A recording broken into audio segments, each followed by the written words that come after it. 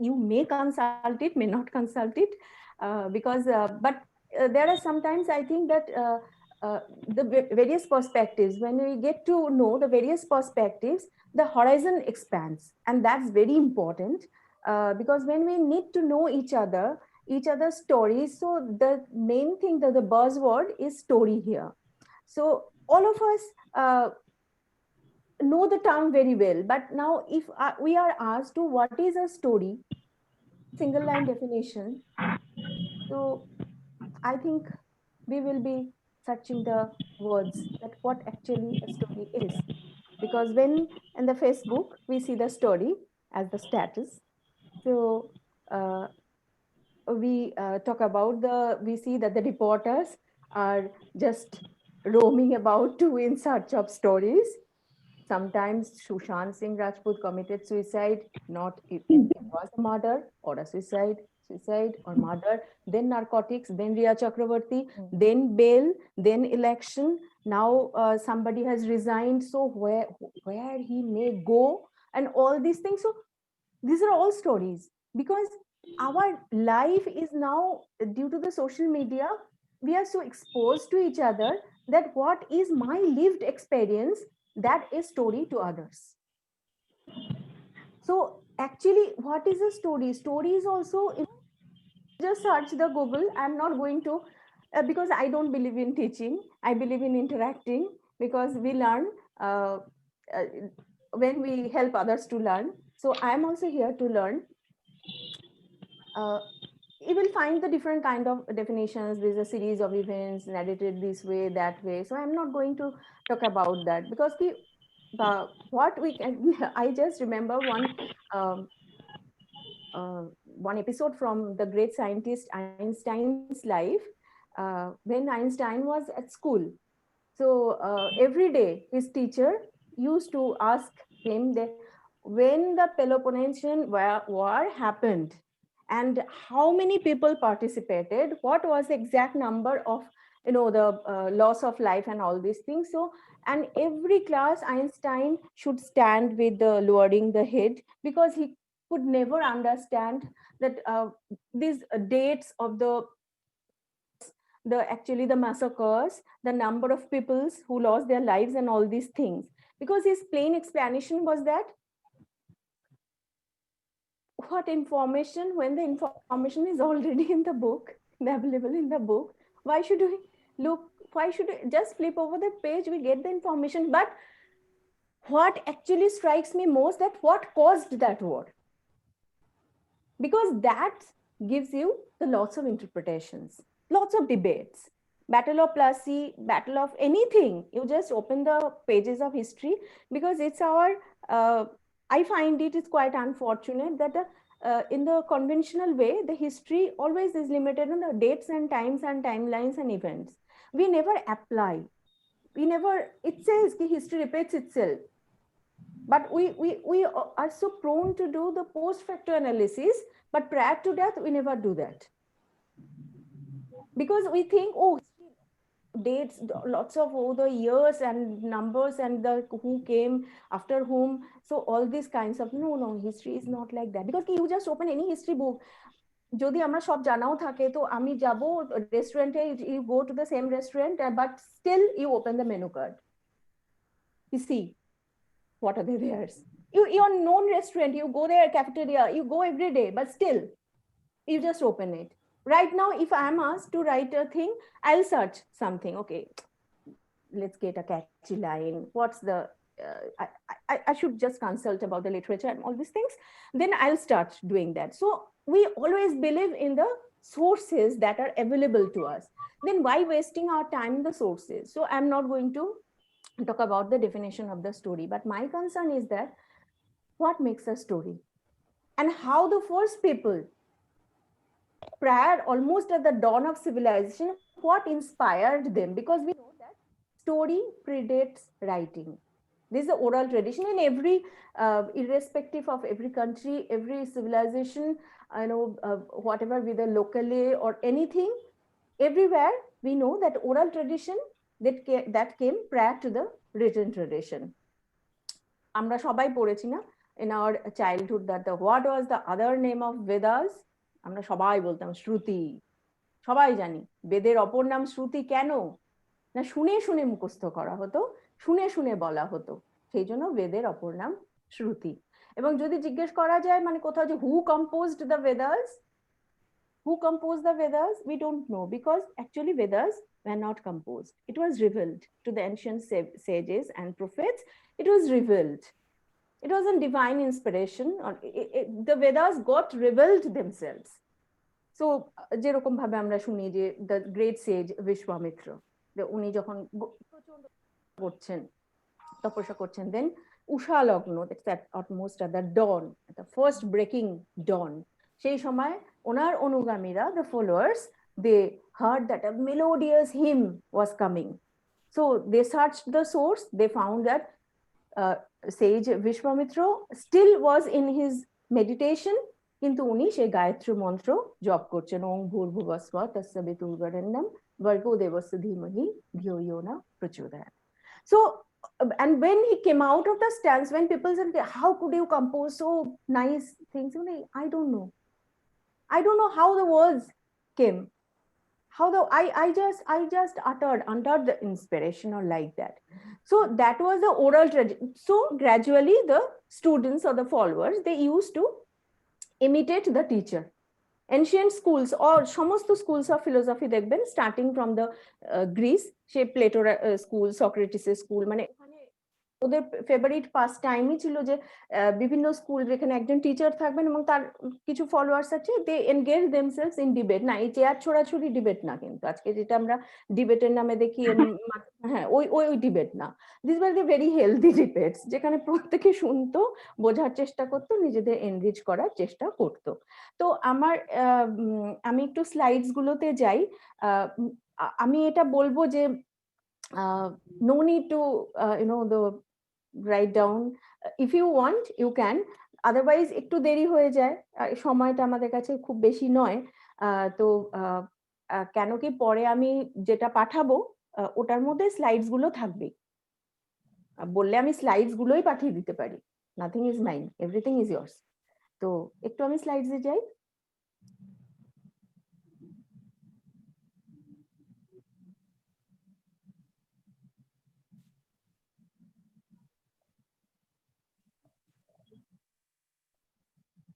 আমি কি আপনাকে হোস্ট করে দেব? তাতে কি লাভ হবে? স্ক্রিন শেয়ারিং, হ্যাঁ স্ক্রিন শেয়ারিংটা, হ্যাঁ স্ক্রিন শেয়ারিং এ করলে ভালো হবে।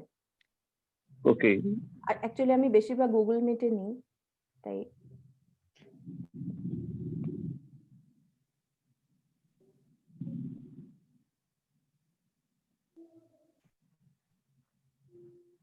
ততক্ষণ আমরা একটু কথা বলি যে নর্মালি আমরা যখন বলছি স্টোরিজ, তো আমাদের প্রথম অভিজ্ঞতা কি স্টোরি শোনার? মানে কার কাছে শুনেছি আমরা প্রথম স্টোরি, মানে যতটুকু আমরা as far as we can recollect our memories, তো আমরা কার কাছে শুনেছি গল্প? grandparents, দিদা, মি, হ্যাঁ grandparents and all these stories. এটা আমাদের ভালো লাগতো নিশ্চয়ই শুনতে, ওই সময় তো নিশ্চয়ই ভালো লাগতো।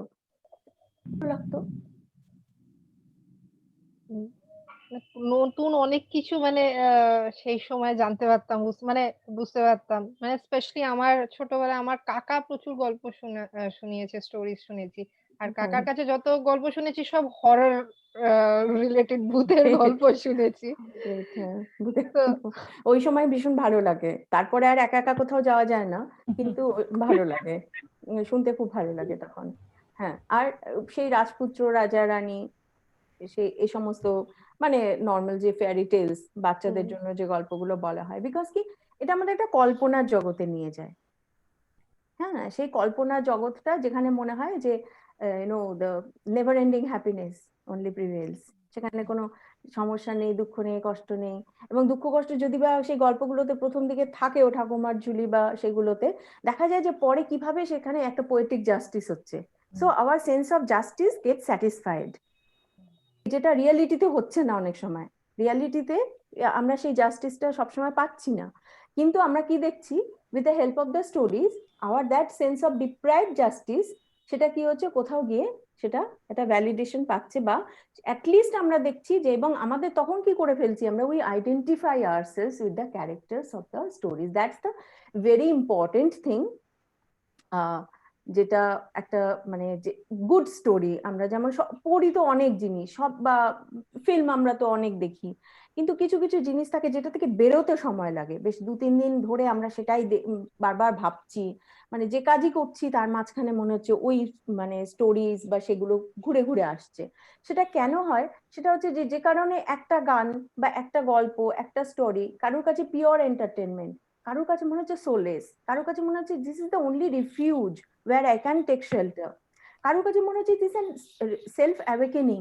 আরে এরকম করতে পেরেছে, ও তো কত কষ্ট পেয়েছে। আমরা সবসময় ভাবি না, আমি ভাবছি সেই বিখ্যাত ইকবালের কবিতাটা, যে আমি মন্দিরের বাইরে বসে বসে কাঁদছি, বাবার কাছে বায়না করেছিলাম নতুন জুতো কিনে দেওয়ার জন্য, বাবা দিতে পারেননি, সো আই ওয়াজ ক্রাইং। তারপরে আমি মন্দিরে গিয়েছি, ঠাকুর ঠাকুর মানে দর্শন করে আমি নেমেছি, নেমে দেখছি আহা একটা লোক বসে আছে, ও তো পাইনি, আমি তো জুতো নেই বলে কাঁদছি, আমার জুতো তো পাওয়ার সম্ভাবনা আছে, ও যে বসে আছে ওর পা নেই, তা ও আনন্দে গান গেয়ে ভিক্ষে করছে। রবীন্দ্রনাথ ঠাকুর বলছেন যে চারিদিকে দেখো চাই হৃদয়ের প্রসারী, ক্ষুদ্র দুঃখ সব তুচ্ছ মানি। বুদ্ধদেবও বলছেন, তার কাছে মা সেই সন্তানহারা মা গেছেন যে আমার ছেলে একমাত্র সম্বল, so you bring him back to this mortal life, I can't stay without my only child. তো বুদ্ধ অনেক বোঝাচ্ছেন তাকে, অনেক রকম ভাবে সোলেস দিচ্ছেন, এটা বোঝাচ্ছেন death is the ultimate reality of our life, we have accept that, মানে এটা আমাদের জীবনের মানে শেষ একটা, এটাতে আমাদের সবাইকে যেতে আসে। মা তো কিছুতেই নাচর বান্ধা বলে, আপনি তাহলে কেমন মানে এত বড় আপনি একজন মহাত্মা মানুষ, আপনার তো অনেক পাওয়ার আছে, সমস্ত আপনি করুন। তো বুদ্ধদেব বলছেন okay fine, I will bring your son back to life, but for that I need a handful of white mustard seeds. You go and collect that mustard seeds from such a home where death has never entered. তো মা তো সাংঘাতিক খুশি হয়ে গেছে, ঠিক আছে যাবো। At the end of the day, she came back with the full submission and touches Buddha's feet and said, okay, now I understand that this is an universal reality. And while searching that handful of mustard seeds from door to door, actually, I came across so many sorrows, even bigger than mine. তো এই যে জিনিসগুলো, এগুলো ছোটবেলা থেকে আমরা শুনে আসছি, বলে আসছি, কেন এই যে জায়গাটায় নিজেকে আইডেন্টিফাই করা। এবার ঠিক আজকে দাঁড়িয়ে কোনো একজন সন্তানহারা মায়ের গল্পটা পড়লেন বা তিনি দেখলেন একটা পিকচারাইজেশন বা কিছু দেখে, ওনার যেটা মনে হবে যে আচ্ছা সত্যি তো ওর তো এত কষ্ট ছিল, তাহলে উনি যদি ওভারকাম করতে পারেন তাহলে আমি কেন পারবো না। সো স্টোরিজ সবসময় তার একটা মানে টিচিং একটা পার্সপেক্টিভ থাকে। আচ্ছা আমি কি এখন স্ক্রিন শেয়ার করতে পারবো? মনে হয় হ্যাঁ আপনি পারবেন। হ্যাঁ হ্যাঁ, থ্যাংক ইউ স্যার। দেখছি যদি সব ঠিকঠাক হয়। দেখা যাচ্ছে? হ্যাঁ দেখা যাচ্ছে। আসছে তো? Okay fine.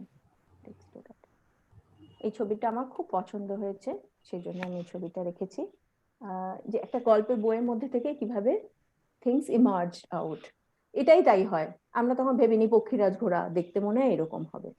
সেই রাজপুত্র রাজা রানীর গল্পে সেই রাজকন্যা ঘুমিয়ে আছেন, মাথার কাছে একটা সোনার কাঠি, পায়ের কাছে সে যে এত সুন্দর, গোলাপের পাপড়ির মতো তার ঠোঁট, অমুক তমুক, এগুলো অ্যাকচুয়ালি কতটুকু পসিবল আমি জানি না, কিন্তু আমরা তখন ভাবতাম মানে this is the thing that. তারপরে যার মানে প্রায় সেই রকম ঘষে ঘষে চামড়া পরিষ্কার করার মতো না, আমাকে ওরকম সুন্দর হতে হয় বা ওটা কথা, এইগুলো কিন্তু খুব প্রবলেম্যাটিক্স আছে, সেটাতে আমি যাব পরে। এই যে এই ভাবনাগুলো, এগুলো খুব ঝামেলাপূর্ণ। তা আমরা এটিমোলজি দিয়ে শুরু করি। নর্মালি আমরা ল্যাঙ্গুয়েজ বা লিটারেচার যে কোনো কিছুতে we try to go to the root words. Actually etymology মানে আমরা তার ব্যুৎপত্তিগত অর্থ যেটা বাংলাকে বলে, so we go for that. এটিমোলজিতে আমরা দেখবো যে ওল্ড ফ্রেঞ্চ দ্য এস্টরি বা এস্টয়ার, সেটার মানে হচ্ছে স্টোরি, ক্রনিকল অর হিস্ট্রি। এখানে আমি একটা কথা বলতে চাই, that the history is never separated from story. Originally কিন্তু হিস্ট্রি থেকেই স্টোরি কথাটা এসেছে, এবং এখন কিন্তু সেটার উপর একটা খুব ফেমিনিস্ট ডিবেটও চলছে, why this is always his story, why it is never her story, why they were always forefathers, Why not 4 parents? Gender inclusive term কোথায়? Gender studies এর লোক বলে একটু আমি এই ব্যাপারগুলো একটু বেশি ভাবি। So always primitive man, as if no women existed. So primitive man, আপনি ডাক্তারের চেম্বারে যাবেন, সব মেন যারা দেখাবে যে আপনি কিভাবে সে বিগ এ ফ্যামিলিতে আপনি সেখান থেকে 4 ফুটের থেকে আপনি বাইপেড হলেন কি রকম ভাবে এসর। কিন্তু বা আপনি বায়োলজি বই খুলুন, যখন অ্যানাটমিতে সবসময় অ্যানাটমিক্যাল একটা রিপ্রোডাকশন হোক যে কোনো চ্যাপ্টারে always a male figure, as if no female figure exists, or the audience doesn't know what is there in a female figure. কিন্তু আমরা যখনই সেটাকে খুব হিডেন করার চেষ্টা করছি, আমরা কভার আপ করার চেষ্টা করছি, so curiosity and sometimes the unhealthy curiosity that crops up, যে লেটস ডিসকভার একই জিনিস সবার মধ্যে, তবুও মনে হয় আহা না জানি বা কি। তো দূরের পাহাড় সবসময় সবুজ লাগে বেশি, কাছে গেলে সেই রুক্ষ পাহাড়। So this is the story is never, history is never separated from story. তো এই জন্য স্টোরি, ক্রনিকল, হিস্ট্রি এই অর্থে স্টোরিকে বলা হতো। কেন না, হিস্ট্রি তো before the canon of writing, যখন কোনো আমাদের ক্যানোনাইজড রাইটিং নেই তার আগে তো হিস্ট্রিটাও মুখে বলা। ক্রনিকল লেখা তো শুরু হয়েছে অনেক পরে।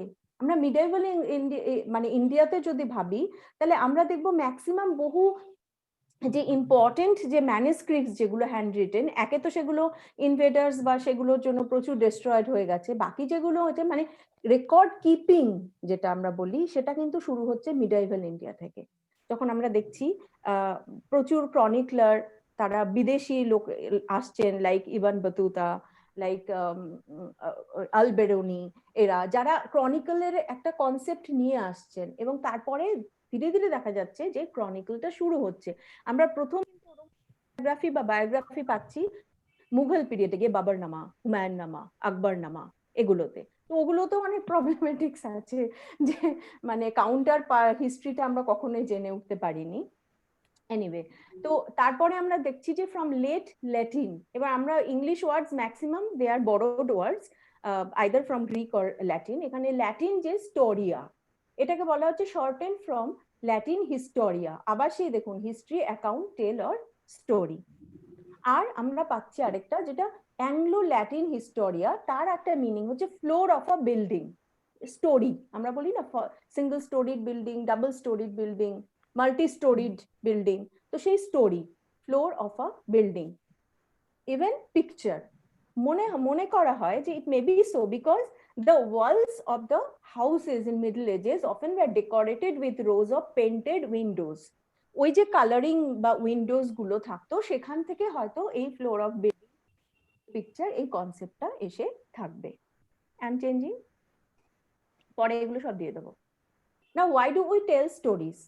তো এটাও স্কোপেও কিছুটা আলোচনার বিষয়, যে এগুলো কিন্তু আর খুব একটা ইলাবোরেট করার দরকার আছে বলে আমার মনে হয় না, আপনারা অনেক বুঝতে পারবেন যে story solidify abstract concepts and simplify complex messages that we want to convey. এই যেমন আমরা জাস্টিসের কথা বলছিলাম, যে দৈত্য জোর করে ধরে নিয়ে যাওয়া, দ্যাট ইজ আ ফোর্সফুল। যেমন যদিও আমাদের ইন্ডিয়ান মানে পুরো মানে কি বলবো মানুষ সংহিতা বা তার পরবর্তীকালে 8 রকম বিয়ের কথা বলা আছে যে ম্যারেজেস, তার মধ্যে কিন্তু রাক্ষস বিবাহ মানে কিডন্যাপ করে নিয়ে যাওয়া, ফোর্সফুলি একটা ফিজিক্যাল রিলেশন এস্টাবলিশ করা, পৈশাচিক বিবাহ সবই আছে। কিন্তু সেগুলো আমরা যখন একটা স্টোরির মধ্যে দিয়ে করছি তখন অটোমেটিক্যালি কি হচ্ছে, বাচ্চারা বলছে না না খুব বাজে, দৈত্যটা খুব দুষ্টু, বা the demon was very wicked because she. তো এই কমপ্লেক্স ইমেজ যদি আমরা বোঝাতে চাইতাম মানে ওয়ার্ডস বা কনসেপ্ট ওয়াইজ, তাহলে হয়তো অনেক কঠিন হতো। With the help of the stories it became simplified. Stories bring people together. Earlier time কি দেখা যেত যে at the end of the day people they crowd together, একটা ফায়ার লিড করা হতো, তার চারপাশে সবাই বসতো, অ্যান্ড নর্মালি কি করা হতো সেখানে দেখা যেত যে older generation people they use to tell stories to the coming generations. এটা কিন্তু আমাদের এডুকেশনে জন ডিউইর একটা খুব ভালো কনসেপ্ট আছে। উনি এডুকেশনের সংজ্ঞা তো মানে উনি হচ্ছেন খুবই আমেরিকান একজন প্র্যাগম্যাটিস্ট, এবং একদমই উনি একজন মানে কি বলবো কন্টেম্পোরারি একজন ফিলোসফার কাম এডুকেটর। তো ওনার প্রচুর আমরা মানে ডেফিনিশনকে ইউজ করি এডুকেশনের ক্ষেত্রে ডেফিনিশনে। তো সেখানে উনি বলছেন এডুকেশন সেটা কিছুই না, it's a conservation, enrichment, transmission of socio-cultural heritage. It's a conservation of heritage. First, we have to conserve our culture. Then enrichment. শুধু কনজার্ভ করলেই হবে না, কনজার্ভ করে থাকলে আজকে আমরা সবাই সতী প্রথার হয়ে যেতাম, মেয়েদের লেখাপড়া শেখার কোনো ব্যাপারই থাকতো না। তাই শুধু কনজার্ভ করলে হবে না, তার মধ্যে যে আননেসেসারি জায়গাগুলো বা যেগুলো দেখা যাচ্ছে যে we can't cope up with the changing scenario because আমাদের সোসাইটি বা সোশ্যাল যে প্রসেস সেটা তো সবসময় একটা ডাইনামিক ফ্লো, তো সেটা তো সবসময় পরিবর্তনশীল হচ্ছে, society is an ever changing thing. তো সেখানে যেগুলো আমাদের থাকছে, যেগুলো আমাদের নেওয়া দরকার সেগুলো আমরা নেব, দরকার হলে আমরা অল্টার করব, কিছু কিছু জিনিসকে আমরা কনসেপ্টকে অল্টার করব to fit to the given situation model. তো সেটা তাহলে এনরিচমেন্টও হবে, আবার তার সাথে যেটা হবে transmission, that is very very much essential. প্রত্যেক দিন আমরা শুনছি, আমরা যারা ল্যাঙ্গুয়েজ নিয়ে একটু জন্যই এটা আমাদের জন্য নয়, আমরা দেখছি প্রত্যেকদিন যে worlds the old languages every day, almost even if not every day, তাহলে একটা দেখা যাচ্ছে ফ্রিকুয়েন্ট ইন্টারভ্যালে any one of the old languages are dying because the last user, with the death of the last user of that language, the language becomes extinct because there is no new user of the language. কেন নেই? আমি যদি বাড়িতে একটা ভাষায় কথা বলি, তাহলে কেন আমার ফিউচার জেনারেশন কেন বলবে না? তাহলে কি ধরতে হবে যে ওই ভদ্রলোক যিনি মারা গেলেন বা ভদ্রমহিলা, তারা কোনো ছেলেপিলে ছিল না বা কিছু না? না, এটা নয়, because there is always a conflict. There is a power dichotomy between the standard language and the home language or the dialect or the local dialect. Sometimes the local dialect, they are so pushed back to the corner under the hegemony, the cultural hegemony of the standard language, যে তখন কি হয় যে new generation, coming generation, তারা কি করে, তারা মনে করে যে ল্যাঙ্গুয়েজ যেটাতে আমি কোনো চাকরি নেই, ভবিষ্যৎ নেই, লেটস নট ডু দ্যাট। এবং সবসময় যেটা হয় যে মাইগ্রেশন করে তারা একটা বেটার প্রসপেক্টের জায়গাতে, অ্যান্ড উইথ দিস মাইগ্রেশন কি হয়, they get to use to the normal language or the standard language, যেটা নর্মালি সেই এলাকায় জনপ্রিয়। এবং ধীরে ধীরে তার জেনারেশন যখন তারা সেটেল ডাউন করছে, পরবর্তী জেনারেশন তারা অন্যান্য জায়গায়, they are not going back to their indigenous place, to their native place, to that root, তখন দেখা যাচ্ছে তাদের due to the non use of that language and with the death of the last user of the language, it dies. তো এই জায়গাটায় Dewey খুব ধরেছিলেন যে এই জন্য সোশিও কালচারাল হেরিটেজ, এটাকে ট্রান্সমিট করার উপায় হচ্ছে from one generation to another generation. তো অ্যানশিয়েন্ট স্টোরি টেলার্সরা কিন্তু এই কাজটা করতেন। তারা সাধারণত দেখা যেত young and robust people, they always they went for hunting and gathering food, যখন আমরা নোম্যাডস বা বার্বারিক লাইফে ছিলাম, বা তারপরে যখন সোসাইটি হয়েছে এগ্রিকালচার তো না, তো নর্মালি কি হতো, younger members of the family and women, because women have always consider to be feeble, তো তাদেরকে সবসময় উইক বলে ভাবা হয়েছে, যে সময় সময় মনে করা হয় খুব শক্তিশালী, কিন্তু তা বাদ দিলে। তো এরকম তাদেরকে রেখে যাওয়া হতো বাড়িতে, এবার মেয়েরা ঘরের কাজ টাজ করতেন, এবং এই যে বাচ্চারা তারা কি করতো, বুড়োদের কাছে বসে, বয়স্ক লোকেদের কাছে বসে তারা মানে art of living, how to do this, how to do that, এইরকম ছোট ছোট ব্যাপার, এবং তার সাথে যে তাদের ফোক কালচার, তাদের যে ইন্ডাইজিনাস কালচার, সেটাকে কিন্তু কালচারাল যে ভেরিয়াস দ্য কি বলবো ট্রেটস বা ক্যারেক্টারিস্টিক, সেগুলোকে তারা গ্রহণ করার চেষ্টা করতো। So it brings people together. Stories inspire and motivate বলার অপেক্ষা রাখে না, কত সিনেমা দেখলে আমরা কাঁদি, কত সিনেমা দেখলে আমরা হাসি। Stories help us to generalize our joys and sorrows. This is the thing, the universality. That আমি যতক্ষণ ঘরে একা একা কাঁদছি, আমার আমি একা, সোশ্যাল মিডিয়া খুললে দেখবেন মনে হবে আমি একা দুঃখী, বা সবাই কত সুন্দর ছবি দিয়েছে, সবাই কত সুন্দর খাচ্ছে, সবাই কত সুন্দর বেড়াতে যাচ্ছে, আর কত লাইকস পড়েছে, ওই লাইকের পেছনে যে কত ডিসলাইক আছে সেটা আমরা বুঝি না। Now stories help us to generalise our joys and sorrows. কেন? মানে যখন আমরা ওই সোশ্যাল মিডিয়া স্টোরি না, এমনি স্টোরিজ, একটা মানে well written or well drafted story পড়ছি, একটা ভালো কাহিনী পড়ছি, তখন আমরা বুঝতে পারছি যে we are not alone. There's an universal scenario, so and we have to overcome that. তো এটা হচ্ছে মোটামুটি একটা জায়গা। Now what makes a good story? Good story কি ক্যারেক্টারিস্টিক্স, এগুলো না মানে খুব কমন কথা, আমি আর বেশি এগুলোতে ডিসকাশনে যাচ্ছি না। কেন? এটা আমি পাঠিয়ে দেব, আমি জাস্ট পয়েন্টস গুলো পড়ছি, সুবিধা হবে বুঝতে। Entertaining, entertainment, entertainment, entertainment, entertainment থাকতেই হবে। প্যারাবেল, এই দুটো জিনিস আছে। এই প্যারাবেলটাও তো স্টোরি নাকি? হ্যাঁ, স্টোরি যাবো, ওটাতে আছে।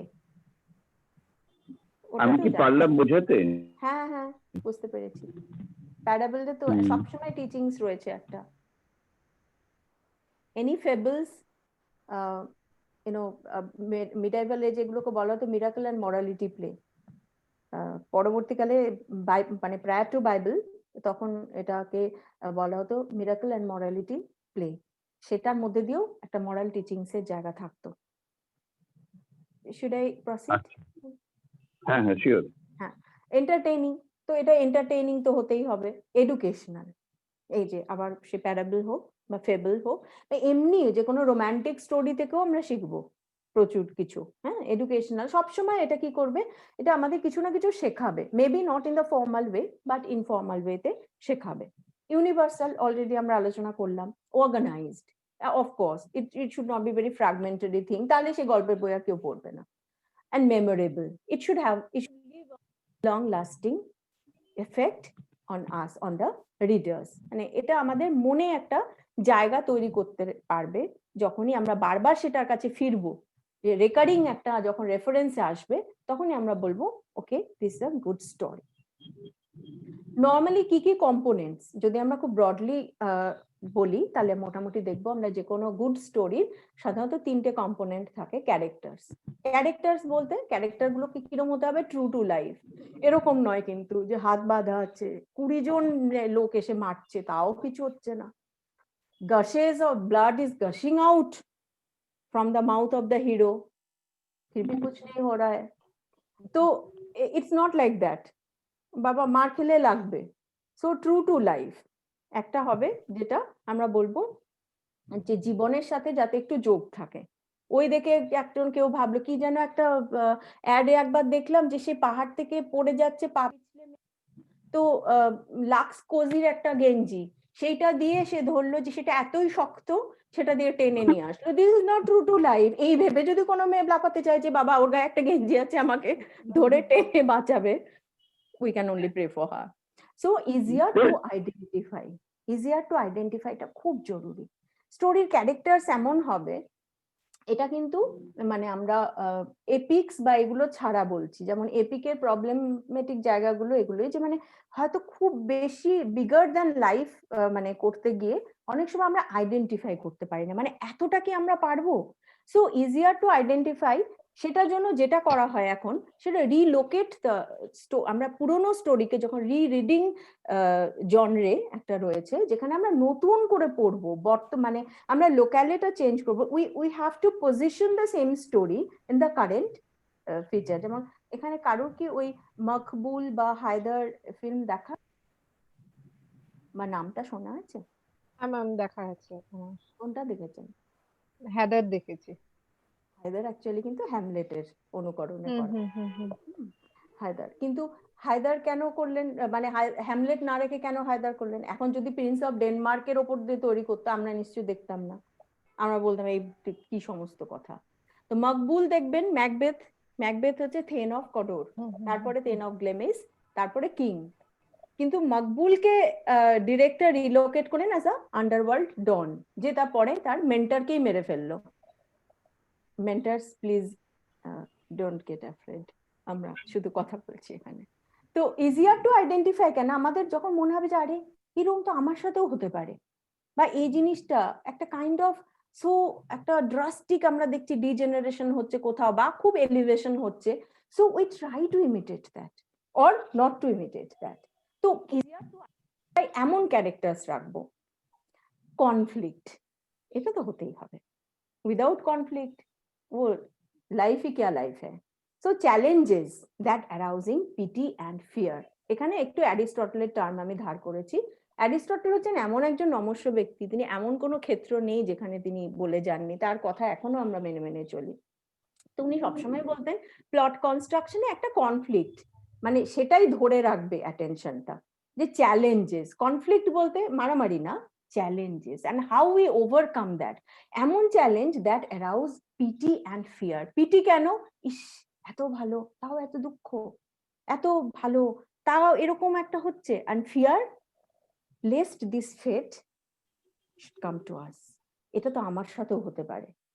সো হোয়াট টু ডু, এই জিনিসটা কি করে আমাদের আরো একাত্মীকরণ করে, আরো আমরা আইডেন্টিফাই করতে মানে আমাদের সুবিধে হয়। And this conflict this is the pivotal, এটাই একদম point, nucleus of the story. সীতাহরণ যদি না হতো তাহলে আর রামের মহিমা কতটা থাকতো বলতে পারছি না। তো যদি আমি একটা খুব নোন একটা এপিকের উদাহরণ দিয়ে বলতে চাই, যে সাধারণত বলা হয় একটা স্টোরির মধ্যে একটা কনফ্লিক্টের জায়গা থাকবে, সেটা একটা ইমোশনাল কনফ্লিক্টও হতে পারে, not always in the physical surroundings, সেটা আমার ইনার, আমার মানসিক জগতে নিজের মধ্যেও সেই কনফ্লিক্টটা হতে পারে, কিন্তু সেটা একটা থাকবে এবং সেখান থেকে একটা উত্তরণের পথ সাধারণত দেখাবে, এটা এক্সপেক্ট করা হয় একটা স্টোরির কাছে। And a resolution, that is a good conclusion, a good winding up. মানে প্রচুর কনফ্লিক্ট দেখিয়ে ছেড়ে দিলাম, নিয়ে রিডারদের নাও বাবা তোমরা বুঝে নাও, ইটস নট লাইক দ্যাট। তো একটা কোথাও একটা রেমেডি থাকবে, একটা হিডেন মানে either overt form or covert form, মানে ইমপ্লিসিট হোক এক্সপ্লিসিট হোক, গুড কনক্লুশন থাকবে। And it should provide us enough motivation, একটা গুড স্টোরি সেটা পড়ে যেটা আমাদের it should act as a motivational factor. Now আমরা যখন স্টোরি টেলিং এ যাচ্ছি, ম্যাডাম আমি একটু অ্যাড করি, হ্যাঁ স্যার, যেখানে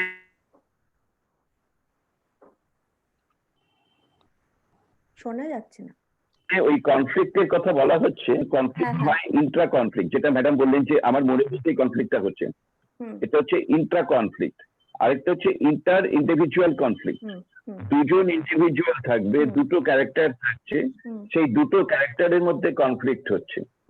আরেকটা হচ্ছে ইন্ডিভিজুয়াল অ্যান্ড গ্রুপ কনফ্লিক্ট, একটা কোনো গ্রুপ থাকবে, একটা ইন্ডিভিজুয়াল থাকবে। যেটা ম্যাডাম এক্ষুনি সুন্দর করে বোঝালেন সেটা হচ্ছে যে রাম এবং সীতা, রাবণের যে গ্রুপটা তার সাথে রামের, এখানে হচ্ছে individual and the group conflict.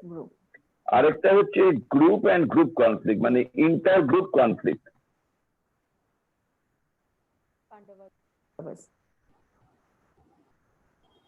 দুটো গ্রুপের মধ্যে কনফ্লিক্ট হবে, ইম্পর্টেন্ট, মানে এটা আমরা সবসময় দেখি দুটো গ্রুপের মধ্যেও কনফ্লিক্ট আছে। Pandavas and Kauravas, Pandavas and Kauravas in Mahabharata, Pandava এবং কৌরবরা, হ্যাঁ দুটো পার্ট, আমরা দুটো গ্রুপকে দেখতে পাচ্ছি, গ্রুপ একেবারে দুটো গ্রুপ দেখানো হচ্ছে, সেই দুটো গ্রুপের মধ্যে কনফ্লিক্ট হচ্ছে। হ্যাঁ, দুটো গ্রুপের মধ্যে কনফ্লিক্ট হচ্ছে। আরো কতগুলো জিনিস লাগে, সেগুলো হচ্ছে কনফ্লিক্ট গুলো কেন হয়, কারণ due to the change in the value system. পাণ্ডবদের যে ভ্যালু সিস্টেম আর কৌরবদের যে ভ্যালু সিস্টেম, এই দুটো ভ্যালু সিস্টেম কিন্তু ডিফার করেছে, এবং সেখানে পাণ্ডবদের ভ্যালু সিস্টেমে অনেক বেশি কন্ট্রিবিউট করে গেছে যুধিষ্ঠির। যুধিষ্ঠির যখন ভীমের মধ্যে অ্যাগ্রেশন তৈরি হচ্ছে তখনও যুধিষ্ঠির সেটাকে আটকে দিয়েছে, কিন্তু তা না হলে হয়তো দেখা যেতে পারত কৌরবদের মধ্যেও যে ধরনের ক্যারেক্টারিস্টিক্স গুলো আছে পাণ্ডবদের মধ্যেও সেগুলো ছিল, কিন্তু পাণ্ডবদের মধ্যে একটা অদ্ভুত চরিত্র সৃষ্টি করে দেওয়া হয়েছে, সেটা হলো যুধিষ্ঠির। যে যুধিষ্ঠিরের ক্ষেত্রে প্রবলেমটা হচ্ছে যে যুধিষ্ঠির একমাত্র এদের মধ্যে দেখা যাচ্ছে যে কৌরবদের যা যা গুণ আছে এদেরও তাই গুণ আছে। কৌরবদের মধ্যে কর্ণও ছিল, পাণ্ডবদের মধ্যে অর্জুন ছিল, সুতরাং কৌরব আর পাণ্ডবদের মধ্যে ডিফারেন্সটা কিছু ছিল না। কিন্তু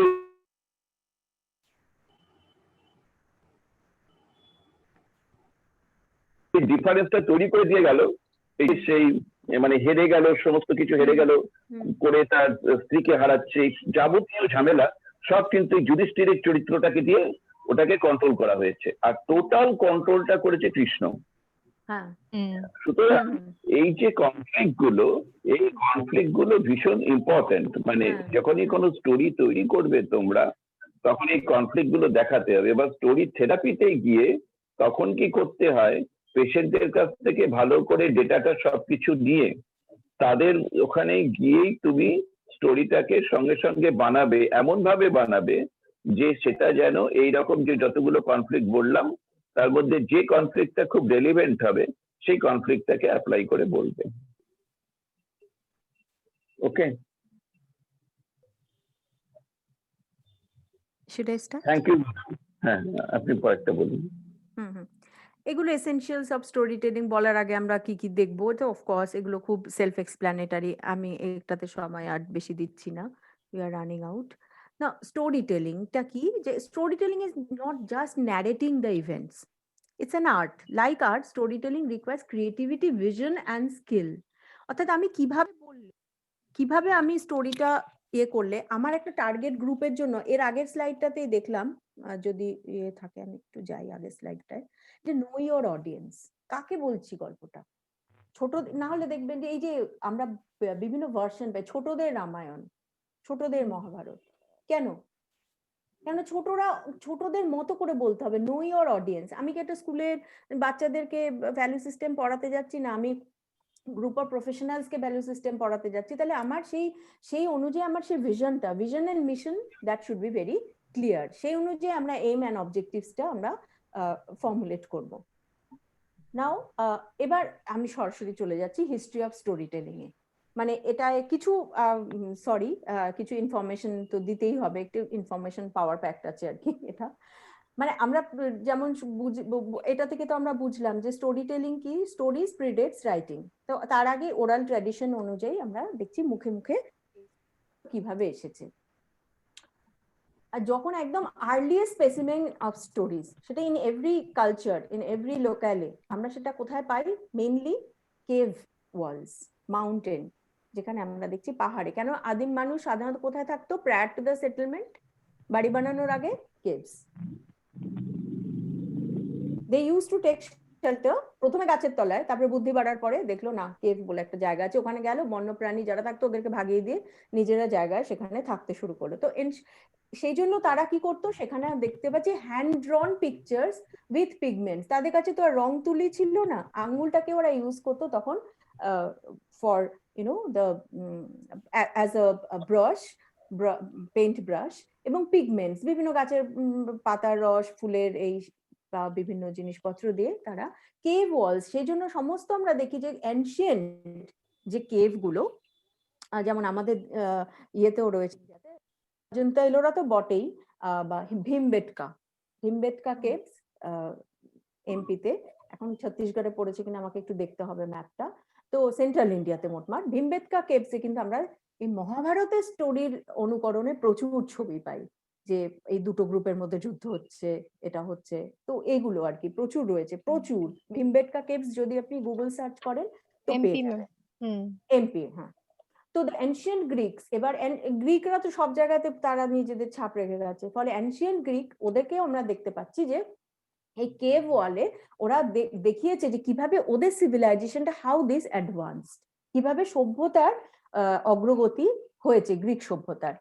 যে সভেট কেভ অফ সাদার্ন ফ্রান্স, এটাতে প্রচন্ড সুন্দর সুন্দর, এবং সেগুলো খুব ওয়েল প্রিজার্ভড ড্রয়িং, সেগুলো মোটামুটি 30,000 ইয়ার্স ব্যাক, ইট ডেটস ব্যাক অলমোস্ট 30,000 ইয়ার্স।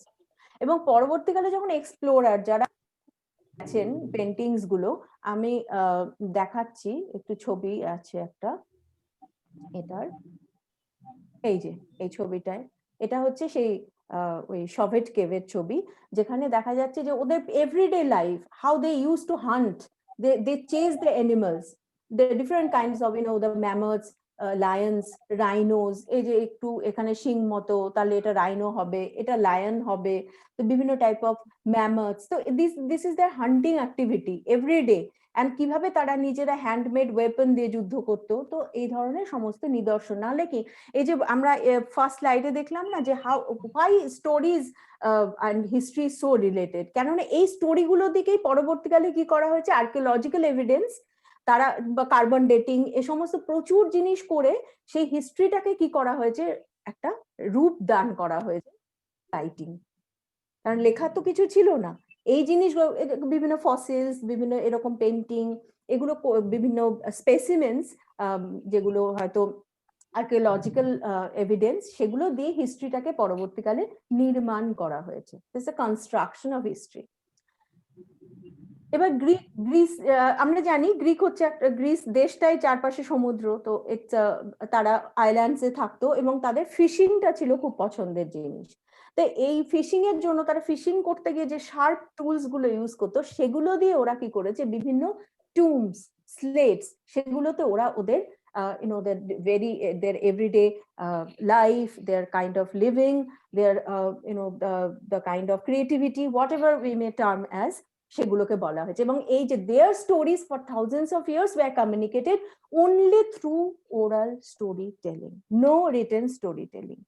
তো প্রচুর দিন ধরে শুধু এটা from one generation to another generation ওই সোশিও কালচারাল হেরিটেজের ওই কনজারভেশন অ্যান্ড ট্রান্সমিশন চলে এসেছে। এবার গ্রিক দেশের লোক তারা তো মানে ধীরে ধীরে দেখা যাচ্ছে যে তারা তাদের ক্রিয়েটিভিটি এটা খুব হাই, তারা মিউজিক তৈরি করছে। তারা যে অ্যানশিয়েন্ট গ্রিস যে পিকচার গুলোতে দেখবেন হার্প বলে একটা মিউজিক্যাল ইনস্ট্রুমেন্ট, আমি একটা ছবি রেখেছি দেখাচ্ছি। And most of their communication was in terms of sorrow, war and celebration. তারা যুদ্ধ লেগেই থাকতো, যুদ্ধ মানে কিছু সরো এবং আফটার পোস্ট ওয়ার সেলিব্রেশন। দুঃখ তো আর বেশি দিন স্থায়ী হয় না আমাদের, দুঃখের পরে তো একটা পরে celebration. And they were very fun and frolic loving people. তো তারা জীবনটাকে খুব এনজয় করতো। তো ওই সেলিব্রেশনে প্রচুর ছবি পাওয়া যায়। এই দেখুন, এই যে এই ইনস্ট্রুমেন্টটা, this is called harp, HARP, harp. তো এটা দেখানো হচ্ছে যে এটাকে বলা হয় ইলিয়াড অ্যান্ড ওডিসি। এটা এরম ভাবে কিন্তু মুখে মুখে প্রথমে এই যে local people from their attire, you can understand they were not aristocratic people। একটা বাচ্চা মায়ের কোলে ঘুমিয়ে পড়েছে, মা গল্প শুনছে, হয়তো কিছুটা শুনেছে, কিছুটা ঘুমিয়ে গেছে, অভিমন্যুর মতো। চক্রবুহে ঢোকার রাস্তা শুনেছি, বেরোনোটার সময় ঘুমিয়ে গেছিলাম। তো এইরকম বাচ্চাটা হয়তো কিছুটা শুনেছে, পরে মার কাছ থেকে শুনে নেবে, কিছু অ্যাড হবে। একই কথা তো আমরা বলি না, পরের বার সেম কথাটা বলার সময় কিছু অ্যাড হয়। তো এই যে ছবিটা, এটা অনেক কিছু বলে যে কিরকম এই যে লোক একটা গাছের তলা, দূরে সমুদ্র দেখা যাচ্ছে।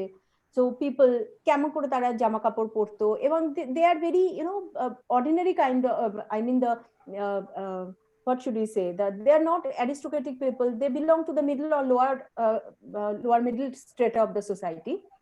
কিন্তু তাদেরই কিন্তু এই স্টোরি শোনার আগ্রহটা বেশি থাকতো, এবং এভাবেই কিন্তু স্টোরিগুলো বেঁচে থেকেছে। শুধু অ্যারিস্টোক্রেটিক পিপল থাকলে হতো না, এটা কমন পিপলরাও শিখেছে। এবার আমরা মেসোপটেমিয়াতে যদি একটু যাই, মেসোপটেমিয়ান মাইথোলজি এটা খুব নাম করা, কিন্তু দুঃখের বিষয় পর্যন্ত এপিকটার নাম কেউ জানতো না। আমরা ছোটবেলাতেও পড়েছি যে বিখ্যাত গ্রিক যে দুটি মহাকাব্য, হোমারের ইলিয়াড এবং ওডিসি, এবং আমাদের ভারতবর্ষের রামায়ণ মহাভারত, এই এপিক অফ গিলগামেশ, এটা খুব 20th সেঞ্চুরিতে এসে কিন্তু এটার একটা রিওপেনিং হয়েছে। তো গিলগামেশ হচ্ছেন সুমেরিয়ান কিং, উনি মেসোপটেমিয়ার একজন রাজা in the 3rd millennium BC। তো ওনার স্টোরি যেটা, সেটা হচ্ছে একটা গিলগামেশ, উনি কিং ছিলেন, পরে ওনাকে ডেইফাই করা হয়েছে, এবং একটা ওয়াইল্ড ম্যান, ওনার সার্ভেন্ট বা অ্যাটেন্ডেন্ট, যার নাম এনকাইডু। হ্যাঁ, তারা একটা যুদ্ধের পরে দুজনের মধ্যে বন্ধুত্ব হয়, এবং পরে দেখা যায় যে ওরা একটা ওই ইমমর্টালিটির খুঁজে ওরা বেরিয়ে পড়ে। এবং মানে এটাকে অলমোস্ট বলে যে কেন গিলগামেশ কোনোদিন মরতে চাইতো না, he never wanted to die. তো এবার কি হচ্ছে, ওর বাড়িতে ওর বোনের মানে বাড়িতে একজন মারা গেছে, তখন এনকাইডুকে আন্ডারওয়ার্ল্ডে পাঠাচ্ছে, এবং এখান থেকে ও তখন তার পেছন পেছন গিলগামেশও যাচ্ছে। এই যে journey to the underworld in search of immortality, এটা নিয়ে এখন বলা যায় না, কেন কি lots of things have been lost, সেগুলো প্রিজার্ভ করা হয়নি। এই যে এখানে ছবিটা দেখানো হয়েছে, এই যে গিলগামেশের ছবি, গিলগামেশের চারপাশে যে বিভিন্ন জনের সাথে ফাইট করছে সে, এবং এইটা হচ্ছে যে ট্যাবলেট বা যে স্লেটের মধ্যে ওদের যে ইনস্ক্রিপশনস গুলো ছিল যেভাবে, সেই রকম যেটা 5টা কালেকশন পাওয়া গেছে, সেটা নিয়ে এখন এপিক অফ গিলগামেশ। কিন্তু আমরা জানি না যে এর পরেও অন্য কিছু ছিল কিনা, বা সেটার মানে আরো গল্পটা এর বাইরেও ছিল কিনা, সেটা আমরা জানি না। এই গল্প, এটার মধ্যে একটা নেচার কালচার ডিবেট আছে, কিন্তু সেগুলো আসলে অনেক গল্প, সেগুলো বলতে গেলে অনেক টাইম লেগে যাবে। নেচার কালচার ডিবেটটা খুব শর্টে বলতে গেলে, যতদিন আমরা নেচারের মধ্যে ছিলাম, উই ওয়্যার হ্যাপি, আমাদের লাইফে কমপ্লিকেশনস কম ছিল, যা যাবার মতো ঘুরে বেড়াতাম, এখানে খাবার পেলাম, খেলাম, সেটেলমেন্টের সন্ধানে গেল, অন্য জায়গায় চলে গেলাম। এই কালচার যখন আসলো, কালচার মানে bounded, everything is now bounded, it's not the vast wilderness, সেটা আর থাকবে না।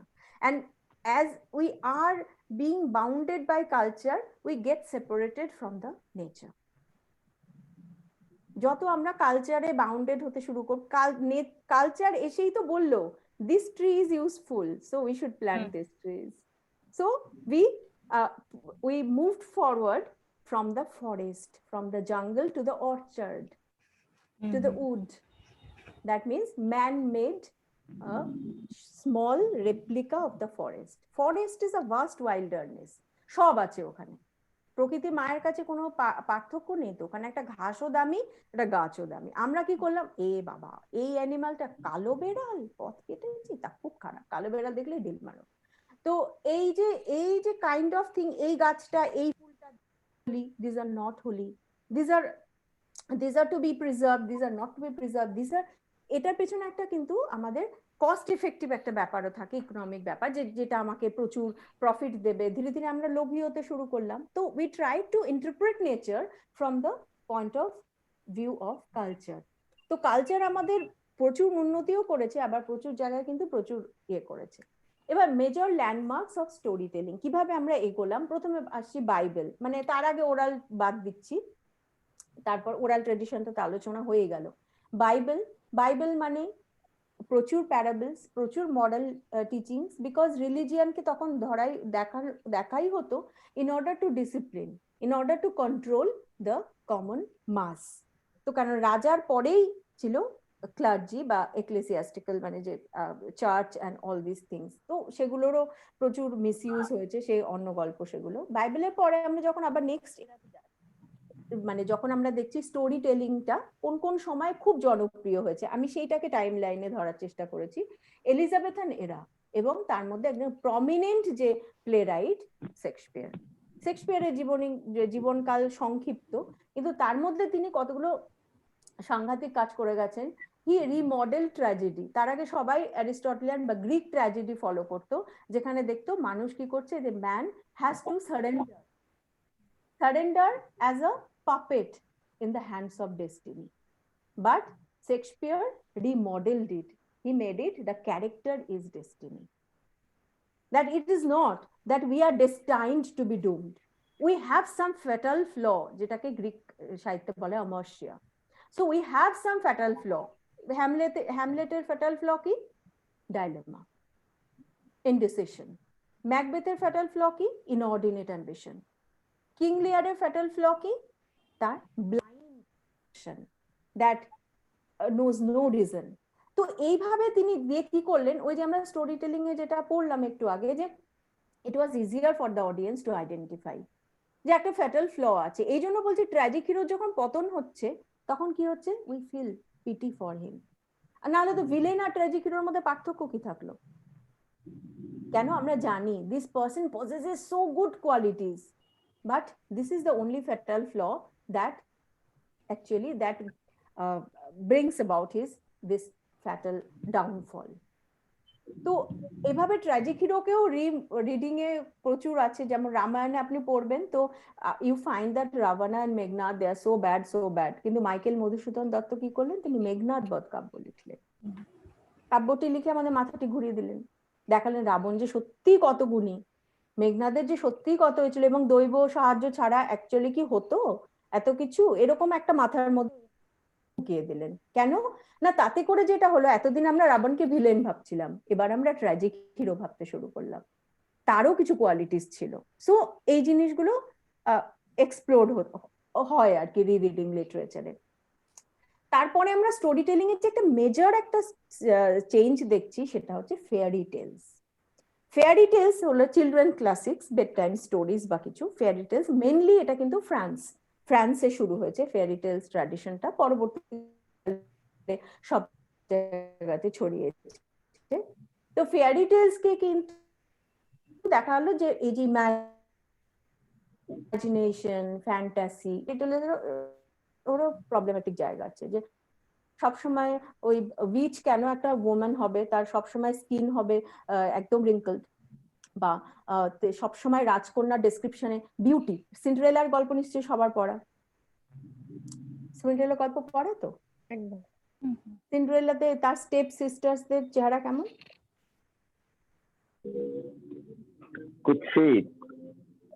কুৎসিতের সংজ্ঞাটা জানতে চাইছি, কিরকম কুৎসিত? Fat, obese, dark, not presentable. That means body shaming. Oh, okay. That means the prince is always attracted to the princess who is beautiful. So what about those who are not beautiful? Ma'am এখানে এই fairy tale গুলোর পেছনে প্রত্যেকটার পেছনে কিন্তু history সেই টাইমে কিরকম ভাবে হতো তার হিস্ট্রি প্রত্যেকটা স্টোরি টেলে কিন্তু প্রত্যেকটা ওই স্নো হোয়াইট এন্ড সেভেন ডোয়ার্ফস ওরা অ্যাকচুয়ালি চিমনি সুইপার্স, যাদের বাচ্চাদের চিমনির মধ্যে ঢুকিয়ে দেওয়া হতো চিমনি পরিষ্কার করতে। এবং চার্লস ল্যাম্বের এটা চিমনি সুইপার্স বলে একটা এসে রয়েছে, ওটা পড়লে চোখ দিয়ে জল আসবে। স্যুট গুলোর মধ্যে দম বন্ধ হয়ে মারা গেছে কত বাচ্চা। এবং ওরা ডোয়ার্ফ হতো কেন, ওরা হাত পা করতে পারছে না, তো ওখানে তারা আস্তে আস্তে ওরা ডিফর্মড হতে শুরু করেছে। স্নো হোয়াইট এন্ড সেভেন ডোয়ার্ফস এ দেখবেন এগুলো সমস্ত গুলোর একটা, র্যাপুনজেল, এগুলো সবগুলোর মধ্যে আছে। তো এগুলো একটু দেখে নিলেই হবে, এত এখন আলোচনা করলে অনেক টাইম লেগে যাবে। দেন ডিসকভারি অফ প্রিন্টিং প্রেস, এটা একটা বিশাল ব্যাপার হলো। আমরা পড়লাম ঠিকই, গুটেনবার্গ এই করলেন ওই করলেন, প্রিন্টিং প্রেস, তার সাথে আসলো news paper and the Discovery of photograph. Panchatantra কোথায় যাবে? হ্যাঁ দিদি, পঞ্চতন্ত্র কথা, ঈশপ ফেবলস কোথায় যাবে? সেগুলো ইন্ডিয়ান ট্র্যাডিশনে আসবে। এগুলো এটাকে গ্লোবালি ধরার চেষ্টা করেছি। ও আচ্ছা, ইন্ডিয়ান ট্র্যাডিশনে আসবো, ওটার জন্য পরের দিন দেখছি। আচ্ছা ঠিক আছে। সেখানে আমরা স্টোরি পাচ্ছি, television, audio visual AIDS, videography, বা এখন দেখবেন ভার্চুয়াল রিডিং। তো এগুলোর মধ্যে দিয়ে আমরা সবসময় দেখছি স্টোরি। এবার আমরা আসি Indian tradition of story telling এ। ইন্ডিয়ান ট্রেডিশনটা সবসময় দেখছি ইন্ডিয়ান কালচারের একটা পার্ট, যেটাকে আমরা যে শব্দটা ইউজ করা হচ্ছে গল্পের বদলে, সেটা হচ্ছে পালা বা কথা। বাংলায় বলবো পালা, পালা গান, যেগুলো খুব কমন কথা।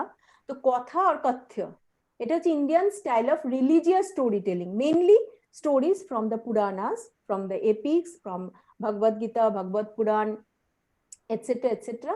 কেননা এটা হচ্ছে প্রফেশনাল স্টোরি টেলার্স, যাদের আমরা মানে দুটো শব্দ, একটা কথা এবং একজন কথক। তো এখানে কথাবাচক আর ব্যাসা, যে কি করবে, রিসাইট করবে। সে কিন্তু সবসময় পড়ছে না, কেননা আগেটাই সে ইলিটারেট, সে শুনেছে, শুধু শুনে সেটাকে সুরের মধ্যে দিয়ে দিয়ে সে ওইভাবে স্টোরি টেলিংটাকে সে বলে যাচ্ছে। সে religious text mainly such as the Puranas, the Ramayanas, Mahabharata, and followed by a commentary, provochan, অর্থাৎ the moral lessons. You should do this, you should not do this. If you do this, then this will happen. তো এই প্রবচন, এই যে কমেন্টারিটা, সেটা এই যে কোনো কথার সাথে থাকে। যে কোনো এগুলো প্রচুর, এমনি যে আমরা normally in Bengali Hindu families যে সত্যনারায়ণ কথা বা বিভিন্ন পাঁচালি, ব্রত কথা, এগুলো সব কথা, ব্রত কথা, এগুলো সব কথা। এবং ব্রত কথা অনেকেই বলেন, দেখবেন যে লোকাল দ্য রুরাল জায়গাতে তারা কিন্তু ওই শুনে শুনে বলছেন, তারা কোনো বই দেখে পড়ছেন না।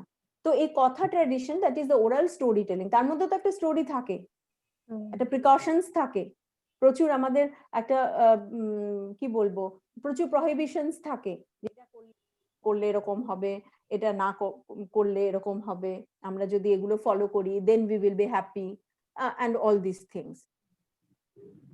এবার কথা থেকে আরেকটু এগিয়ে যদি আমরা দেখি, যে wall paintings in temples and shrines across India, সেগুলোও কিন্তু দেখবো যে বিভিন্ন মন্দির, আপনি যে কোনো এই খুব যেগুলো খুব প্রমিনেন্ট সাউথ ইন্ডিয়ার ম্যাক্সিমাম টেম্পলসে দেখবো যে this are wonderfully carved images.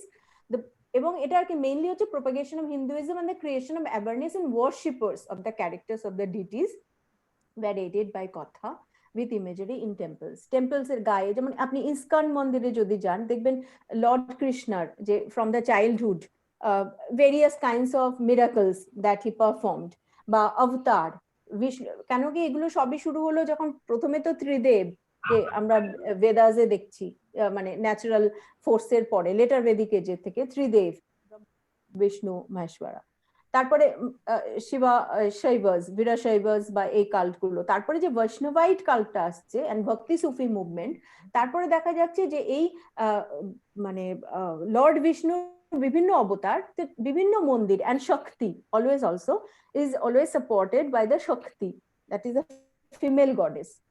তার যে বিভিন্ন রূপ, তার বিভিন্ন গল্প, তার বিভিন্ন আই মিন দ্য যেমন চণ্ডী পুরাণ, যদি আমরা দুর্গা হিসেবে একটা তার মানে মহাকালী হিসেবে আরেকটা অবতার, অপর্ণা তার আরেকটা নাম কেন হলো, সতী সতী হিসেবে তার আরেকটা ইয়ে, যখন তিনি সে ছিন্নমস্তা হচ্ছেন তখন আরেক রকম, কৌশিকী দেবী কৌশিকী হিসেবে একরকম সংহার করছেন। তো অল দিস কথাস, তো এগুলো কিন্তু by supported by the pictures and engravings on the temple walls. Elephanta caves এবার আমরা চলে এক্স্যাক্টলি এপিক্স অফ ইন্ডিয়া। এবার আমরা ইন্ডিয়ান সাইডে একটু ঢুকছি, ওই ঈশব বা পঞ্চতন্ত্রের টাইম পরের দিন করবো। The epics of India, almost we are running out of time. The great epics of India, যেটা আমরা দেখবো যে রামায়ণ মহাভারতে, এগুলোর মধ্যে কিন্তু প্রত্যেকটা রিজিওনাল ইউনিকনেস রয়েছে, মানে there is no single version. Now Maharshi Valmiki নিশ্চয়ই রচনা করলেন রামায়ণ বা Vedavyasa Mahabharata, but actually that there are lots of regional interpretation, regional variations. I forgot the name of the place, কিন্তু সাউথ ইন্ডিয়াতে এমন একটা টেম্পল আছে where you know Duryodhan is worshipped, not Bhima. Now Duryodhaner actual নাম কি ছিল? Can anybody tell me?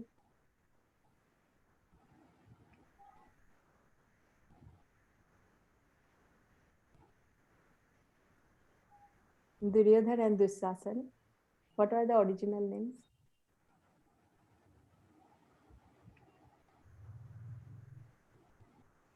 দুর্যোধনের নাম কিন্তু দুর্যোধন ছিল না, নাম ছিল সুয়োধন, এবং Dushasan Sushasan. Due to their activities they were called Duryodhan, যে কারণে যুধিষ্ঠির সুয়োধন বলে সম্বোধন করেছেন বহু জায়গায় মহাভারতে, যখনই উনি tried to knock the conscience of Duryodhan. সব পাশা সেই বিখ্যাত আমরা যে গেম অফ দেখছি সেগুলো পরবর্তী জায়গাতে তিনি কিন্তু সুয়োধন বলে, ভ্রাতা সুয়োধন বলে তিনি, অর্থাৎ he wanted to awaken the inner goodness of that person. তো রিজিওনাল ভেরিয়েশনস কেন, যেখানে দুর্যোধনকে পুজো করে, মানে দেখবেন যে ট্রাইবাল প্রচুর রয়েছে, অসুরা সম্প্রদায়, তারা কিন্তু দুর্গা পুজো করে না, এটা পেপারেও প্রচুর পড়বেন, ওরা মহিষাসুরকে পুজো করে, এবং for many years they never participated, because কি আমরা যেখানে থাকি তার পাশে প্রচুর চা বাগানে অসুর সম্প্রদায়ের লোকেরা প্রচুর থাকে, এরা কখনো দুর্গাপুজোতে সেভাবে পার্টিসিপেট করতো না, because they believed that their king was Mahishasura, but he fell in love with a treacherous woman called Durga, who ultimately killed her and snatched the property. সে কারণে তারা কখনো দুর্গাপুজো অংশগ্রহণ করতো না। কিন্তু এখন দেখা যাচ্ছে যে বিকজ কি তাদের ছেলেমেয়েরা, হ্যাঁ কিছু বললেন? হ্যাঁ বলুন। ও আচ্ছা, তো এখন দেখা যাচ্ছে, ও আচ্ছা, তো এখন দেখা যাচ্ছে তাদের ছেলে মেয়েরা তারা শিক্ষিত হচ্ছে বা মেইন স্ট্রিম, এটা একটা সবসময় থাকে, এটা পাওয়ার সবসময় হিডেন একটা থাকে, সেন্টার অ্যান্ড পেরিফেরি। পেরিফেরিতে যারা থাকে তারা সবসময় পাওয়ারের কাছাকাছি আসতে চায় in order to gain something like that. তো এই এডুকেশনাল কোয়ালিফিকেশন বেড়ে চাকরি এই সেই যে কারণেই হোক, তারা মেইন স্ট্রিমের বহু জিনিসকে এখন তারা অ্যাডাপ্ট করার চেষ্টা করছে, and Durga Puja is one of them. তো রিজিওনাল প্রচুর জায়গায় আছে, সব জায়গায় সীতার কিন্তু আমরা যে রূপটা দেখছি যে ভীষণ, মানে তিনি সবকিছু, মানে সবসময় বলা হচ্ছে না যে জনম দুঃখিনী Sita, I don't know why this terminology has been used, জনম দুঃখিনী সীতা। আমার তো মনে হয় যে উত্তর রামায়ণ পিপল ডোন্ট, খুব দুঃখ হয় সেটা পড়লে বেশিরভাগ মানুষের, যে how lord Rama banished the queen, এবং সীতার কত কষ্ট হলো, আহা আহা। কিন্তু আমার মনে হয় সীতার চরিত্রের যদি কিছু স্ট্রেংথ থাকে, সেটা সব থেকে বেরিয়ে এসেছে ইন উত্তর Ramayana, when she single-handedly as a single parent she gave birth to her sons, she taught them nicely, she made them the good warriors so that they can defeat the father, even they can, at least they can challenge the fathers and all these things, and when the limit is crossed she preferred to renounce the world. So that is the strength. That is the strength of the character. কিন্তু উত্তর রামায়ণকে কখনো সেভাবে করা হয় না, এবং এটাও তো বলা হয় যে এটা অ্যানেক্সড হয়েছে পরবর্তীকালে লেটার বেদিকে, যে in order to teach the women that. এটা বৃন্দা নাবারের একটা খুব সুন্দর কবিতা আছে, সেখানে তিনি বলছেন, Lakshman drew a line in front of Sita and she crossed it, and the result is the Ramayana.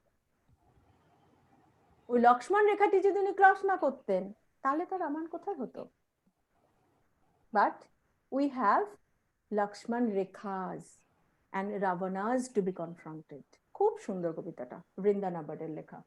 তো রিজিওনাল ইউনিকনেসে প্রচুর জায়গা দেখা যাবে যে কোথাও হয়তো মানে, এবং মেইনলি এটা সো অ্যাস্টনিশিং যে এটা সাধারণত দেখবেন যারা আমরা যাদের মনে করি যে যারা সো কল্ড কোট আনকোট, যে যারা একটু লোয়েস্ট স্ট্রেটাতে থাকেন সে উইমেন, তাদের মাঝখানে কিন্তু সীতা খুব জনপ্রিয়, কেননা তাদের পরিবারে বহু স্বামী এভাবে ছেড়ে চলে যায়, তাদের সিঙ্গেল হ্যান্ডেডলি করতে হয়। যেমন এই যে দ্রৌপদীর এপিসোডটা, সেটাকে কত রকম ভাবে ইন্টারপ্রেট করা হচ্ছে, কত রকম রিজিওনাল ইউনিকনেস দিয়ে করা হয়েছে। তো এগুলো মানে কখনো সময় পেলে সে আলোচনা করা যাবে। আমি খালি একটা জিনিস দেখাতে চাইছিলাম যে how the epics, that is their storytelling and retelling, it changes. Mahabharata কিন্তু একদিনে মহাভারত হয়নি। Originally Vedvyas when he composed, then he named it Jaya. Jaya means the victory, the tale of a victory, একটা জয়ের গল্প তিনি লিখলেন জয়া। তিনি কাকে বললেন? he narrated the Jaya story to his son, যিনি প্যারট হেডেড সুখ, সুখ পাখি আমরা বাংলায় বলি, সুখ সারি, সেই গল্পে আমরা পড়তাম, সুকা, তাকে বললেন গল্পটা। সেখান থেকে সুকা আবার কাকে বললেন? পরীক্ষিতকে বললেন। পরীক্ষিতকে ওই পাণ্ডবদের যে বংশধর পরীক্ষিত। পরীক্ষিত যে যজ্ঞে যারা উপস্থিত ছিলেন তার মধ্যে একজন হচ্ছেন জয়মিনী। জয়মিনী শুনলেন গল্পটা, শুনলেন ভালো লাগলো, সাংঘাতিক। উনি ভাবলেন আচ্ছা গল্পটা আমিও বলবো। এবার বলতে গিয়ে হি গট কনফিউজড, এত বড় গল্প তো, সো হি গট কনফিউজড। এবার কাকে খুঁজি করতে করতে উনি তখন গেলেন টু দ্য আশ্রম অফ ঋষি মার্কন্ডেয়। মার্কন্ডেয়ার কাছে, কেন মার্কন্ডেয়ার একটা ওনার কাছে একটা ব্লেসিংস ছিল যে উনি যতদিন চাইবেন ততদিন বাঁচতে পারবেন, সো হি নো এভরিথিং। তো মার্কন্ডেয় ঋষির কাছে গেলেন কনফিউশন দূর করতে, but by the time he reached there, তো Markandeya renounced his speech because he was now ready to depart for the haven.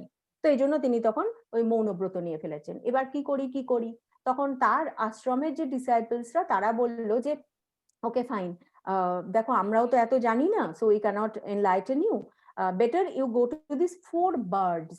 এই চারটে পাখির একটা গল্প আছে। চারটে পাখি হচ্ছে এদের যে মা, that is a mother bird, when she was flying at that time the war of the Kurukshetra was happening, and an arrow ripped her womb and the 4 eggs fell down on the earth. এবার আকাশ থেকে চারটে ডিম মাটিতে পড়লে কি হবে? Normally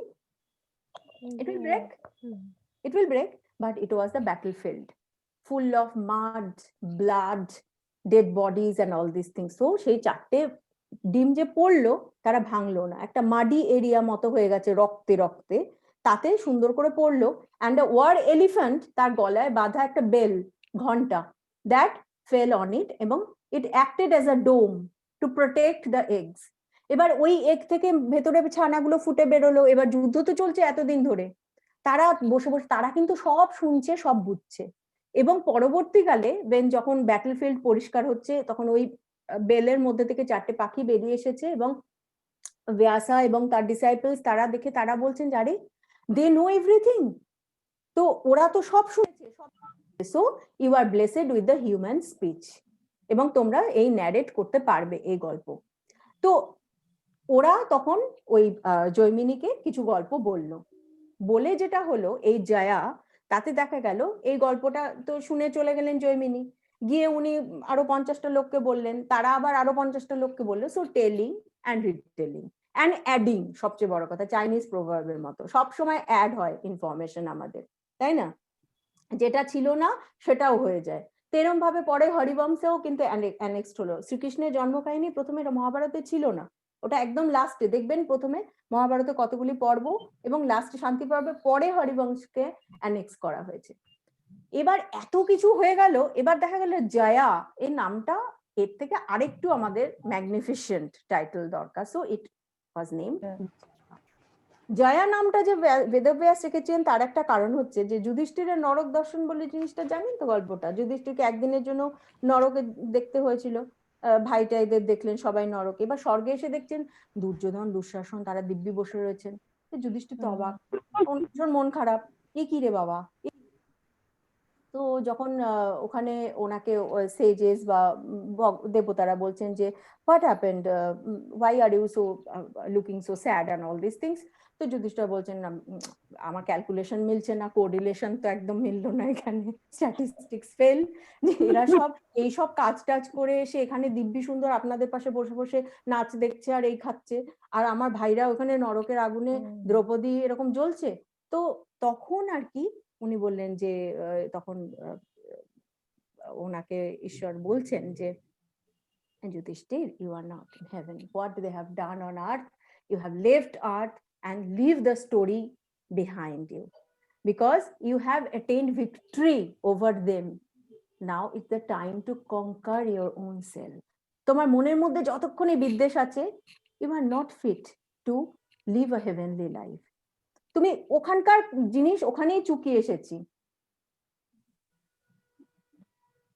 ওখানকার জিনিস চুকিয়ে এলাম, বেচা কেনা সব হয়ে গেছে ওখানে, ওখানকার কথা তুমি আর এখানে এনো না। সো যখন যুধিষ্ঠির সেই আলোতে দেখছেন তখন ওনার মধ্যে মনের মধ্যে থেকে যে বিদ্বেষ ছিল রাগ ছিল সব চলে যাচ্ছে, তো হি উইন ওভার হিমসেলফ, সেই জন্য ব্যাসদেব নাম রেখেছেন জয়া।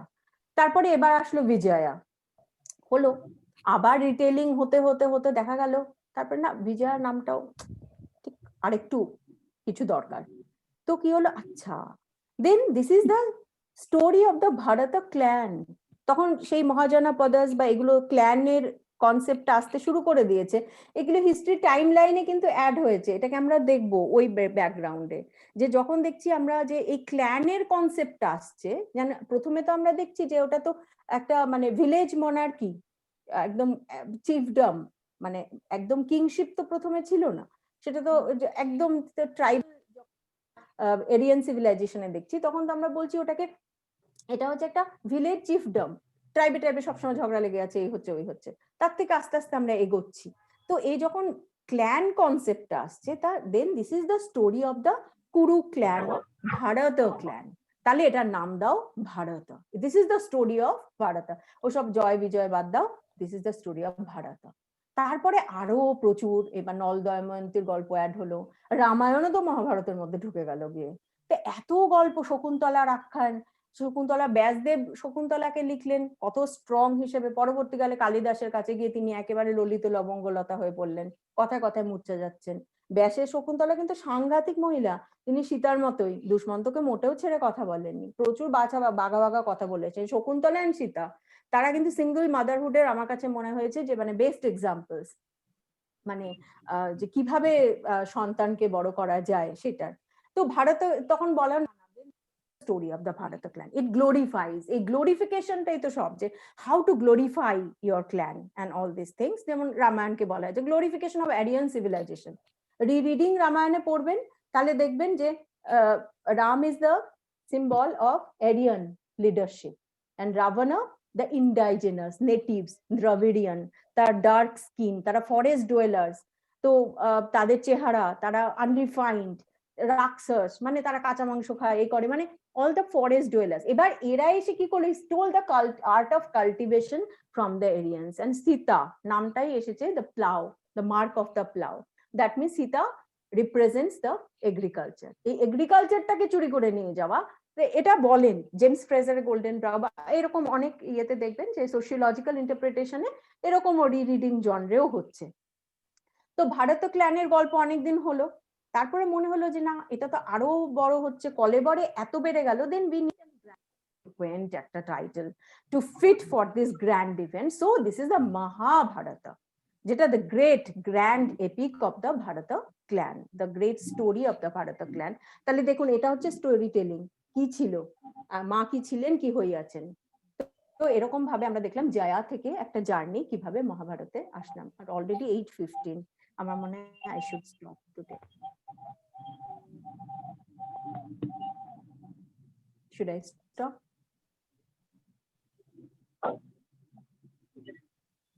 মানে আমি যতক্ষণ ধরে শুনছিলাম আমি তো মন্ত্রমুগ্ধ হয়ে শুনলাম, আমার ভীষণ ভালো লাগলো। এত সুন্দরভাবে আপনি বোঝালেন আমাদেরকে।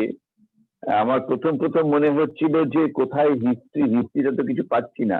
তারপরে দেখলাম যে আপনি এত সুন্দরভাবে হিস্ট্রিতে চলে ঢুকে গেলেন, ওয়েস্টার্ন হিস্ট্রি বলেছেন, ইন্ডিয়ান হিস্ট্রি ব্যাখ্যা করেছেন, তারপরে মহাভারত কি করে সৃষ্টি হলো সেটাও বলে দিলেন। মানে একটা জায়গায় শুধু মিসিং থেকে গেল, আমার মনে হয় সেইটা আপনার ভাবনায় ছিল না। সেটা হচ্ছে যে যখন আপনি কথা বলেছিলেন তখন এই যে আমাদের ভারতে কিন্তু আরেকটা জিনিস হয়েছিল, ডান্সের মাধ্যমে স্টোরি টেলিং, যেটা হচ্ছে কত্থক ডান্স। কত্থক ডান্সের ক্ষেত্রে যেটা বলা হয়েছিল সেটা হচ্ছে যে ডান্সের ভেতর দিয়ে আমি কি করে গল্প বলবো, সেই জায়গাটাই শুধু মিসিং থেকে গেল। বাকি আপনি প্রচুর কভার করেছেন। আমার তো মানে সত্যি কথাই ভীষণ ভালো লাগলো। আমি এত কিছু জানতামও না। জয়া বিজয়া ভারত, তারপরে মহাভারত, এগুলো সত্যি আমি জানতাম না। আমার ধারণা ছিল যেটা সেটা হচ্ছে যে স্টোরিটা একটা কনক্লুশন থাকবে, যেটা আপনি বললেন। রবীন্দ্রনাথ এক জায়গায় বলছেন যেটা সেটা হচ্ছে যে ছোট গল্পের ক্ষেত্রে উনি বলেছিলেন যে শেষ কথা যেন না বলা হয়। তো সহজ কথা কেন বলো, যে শেষ হয়েও হইল না শেষ, শেষ হয়েও হইল না শেষ, ছোট গল্পের ক্ষেত্রে বলেছিলেন সহজ কথা যায় না বলা সহজ। হ্যাঁ, একটা সহজ কথা। হ্যাঁ, তো আপনি যেখানে বলেছেন যে স্টোরির মধ্যে একটা কনক্লুশন ড্র করে দিতে হবে, সেইটা না করে রবি ঠাকুর যেটা বললেন সেটা হচ্ছে যে শেষ হইল না শেষ। তো যাই হোক, আজকে আপনারও এই প্রেজেন্টেশনটাও আমার কাছে মনে হচ্ছে যে শেষ হইল না শেষ। আমাদের ভীষণ ভালো লেগেছে। এইটা আমি ঠিক করেছি, এটাকে একটু রেকর্ড করেছি যতটা পেরেছি। এটা পরবর্তীকালে ইউটিউবে দিয়ে দেবো যাতে বহু মানুষ এটা শিখতে পারে। মানে আপনি এত সুন্দর ব্যাখ্যা করেছেন, এত সুন্দর বলেছেন, আমার তো মনে হয় যে সত্যি তুলনা হয় না। খুব ভালো লেগেছে, খুব ভালো লেগেছে। আপনি পেন্টিং দিয়ে শুরু করলেন, আমাদের কেভের ওপরে যে পেন্টিং হতো সেইটা দিয়ে যেমন বলেছেন, তারপরে ওরাল ট্র্যাডিশনটা বলেছেন, একটু ভার্চুয়ালটাকে টাচ করে গেছেন, এবং তারপরে যেগুলো আমি জানতামই না, দুর্যোধনের নাম সূর্যধন এবং দুঃশাসনের নাম ছিল সুশাসন, পরবর্তীকালে এগুলো হয়ে গেল। প্লাস আপনি এই গ্রুপ কনফ্লিক্টটা ভীষণ সুন্দর দেখিয়েছিলেন, যেটা আপনি বললেন, যেটা সেটা হচ্ছে যে মা দুর্গার যে ব্যাপারটা আপনি যেটা বললেন, যারা ট্রাইবাল কমিউনিটি তারা দুর্গা ক্ষেত্রে অন্যভাবে তারা পুজো করে। আমি যখন ত্রিপুরাতে গিয়েছিলাম, আমি তখন দেখেছিলাম, আমি দুর্গাপুজোর সময় ত্রিপুরাতে ছিলাম এবং আমি ট্রাইবালদের সঙ্গে ঘুরে ঘুরে বেরিয়েছি। আমি তখন দেখেছিলাম ওরা কিন্তু দুর্গাপুজোর সময় দুর্গাপুজো করে না, তার পরিবর্তে যেটা করে ওরা গাছের পুজো করে। ওরা গাছের, আমার শ্বশুর বাড়ি, আমি জানি।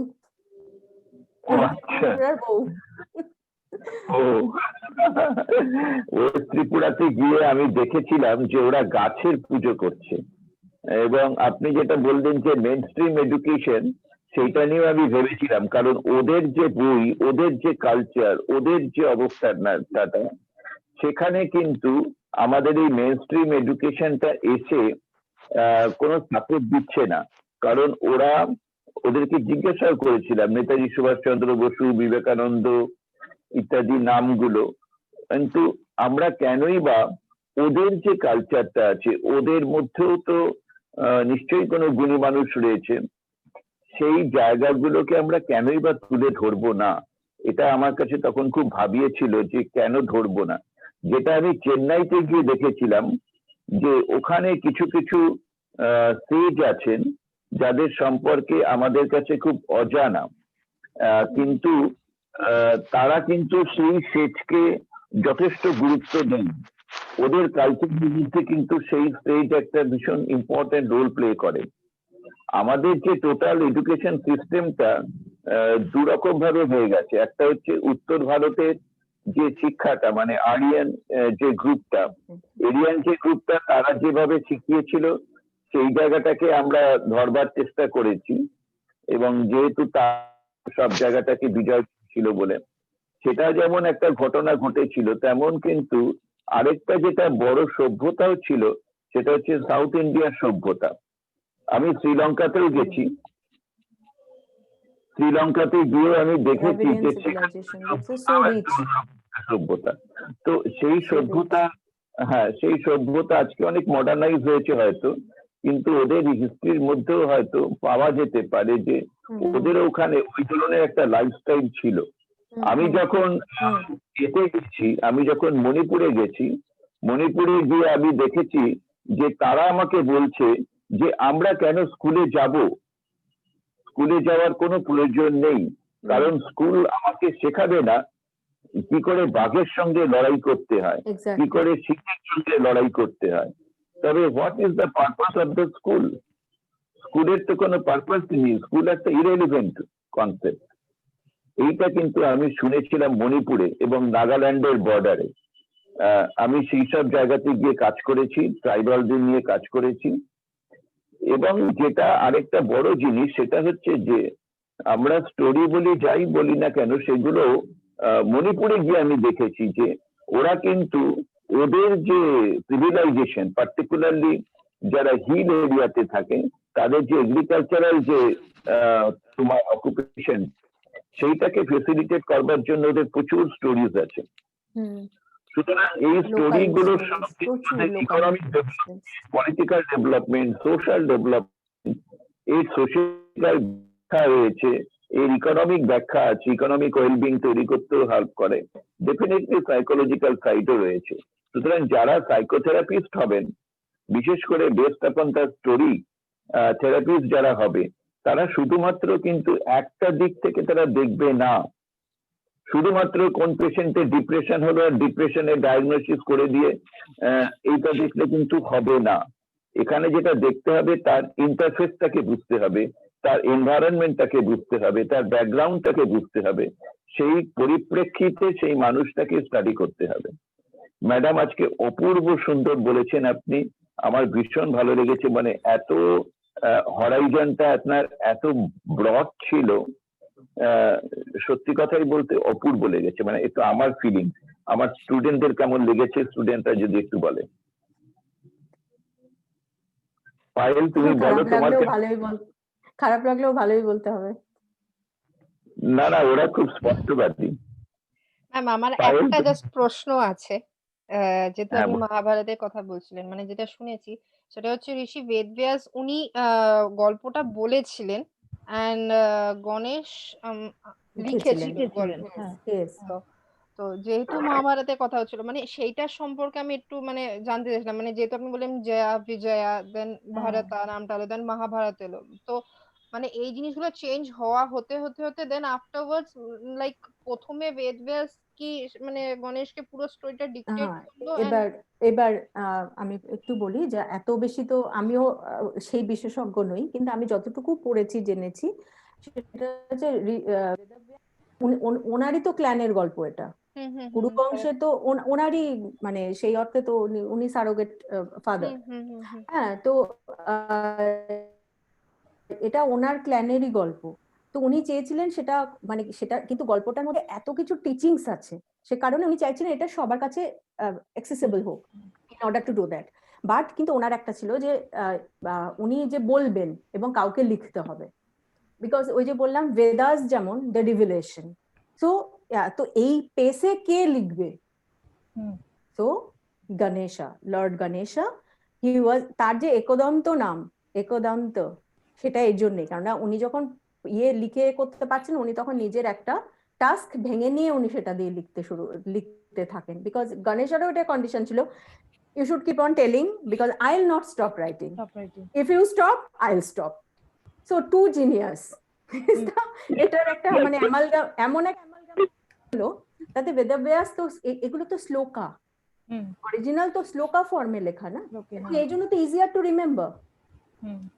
কবিতা আমরা মনে রাখি কবিতার লাইন, তাই না? এবং সবসময় তো আমরা বলি রিডিং তো should be associated with ideas. যেমন সেই একটা কুমুদ রঞ্জন মল্লিকের একটা কবিতা, একটু একটু লাইন কয়েকটা মনে আছে, যে তরু বরে হয় না স্মরণ, কুসুমটি তার ভুলতে নারী, ভুলতে পারি হোলির দিবস, ফাগের দাগটি তুলতে নারী। তরু বরে হয় না স্মরণ, কুসুমটি তার ভুলতে নারী। গাছটা মনে নেই, ফুলটা মনে আছে। কোন দিন পড়েছিল, 8 মার্চ না 9 মার্চ ভুলে গেছি, কিন্তু সেই ফাগের হালকা দাগটা এখনো রয়েছে। দ্যাট মিনস কি idea. So initially it was an idea, তারপরে এটাকে ধীরে ধীরে মেটেরিয়ালাইজ করা হলো কনসেপ্ট, তারপরে স্টোরি। তো দিস ওয়ে ইট প্রসিডেড। আমি যতটুকু বুঝেছি, your question, it's so thought provoking. I'll definitely try, because we are also busy administrative works. The colleges are not for research work.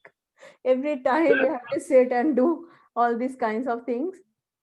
So if I get time, definitely I'll look into it and get back to you. Thank you for your question. Thank you, ma'am.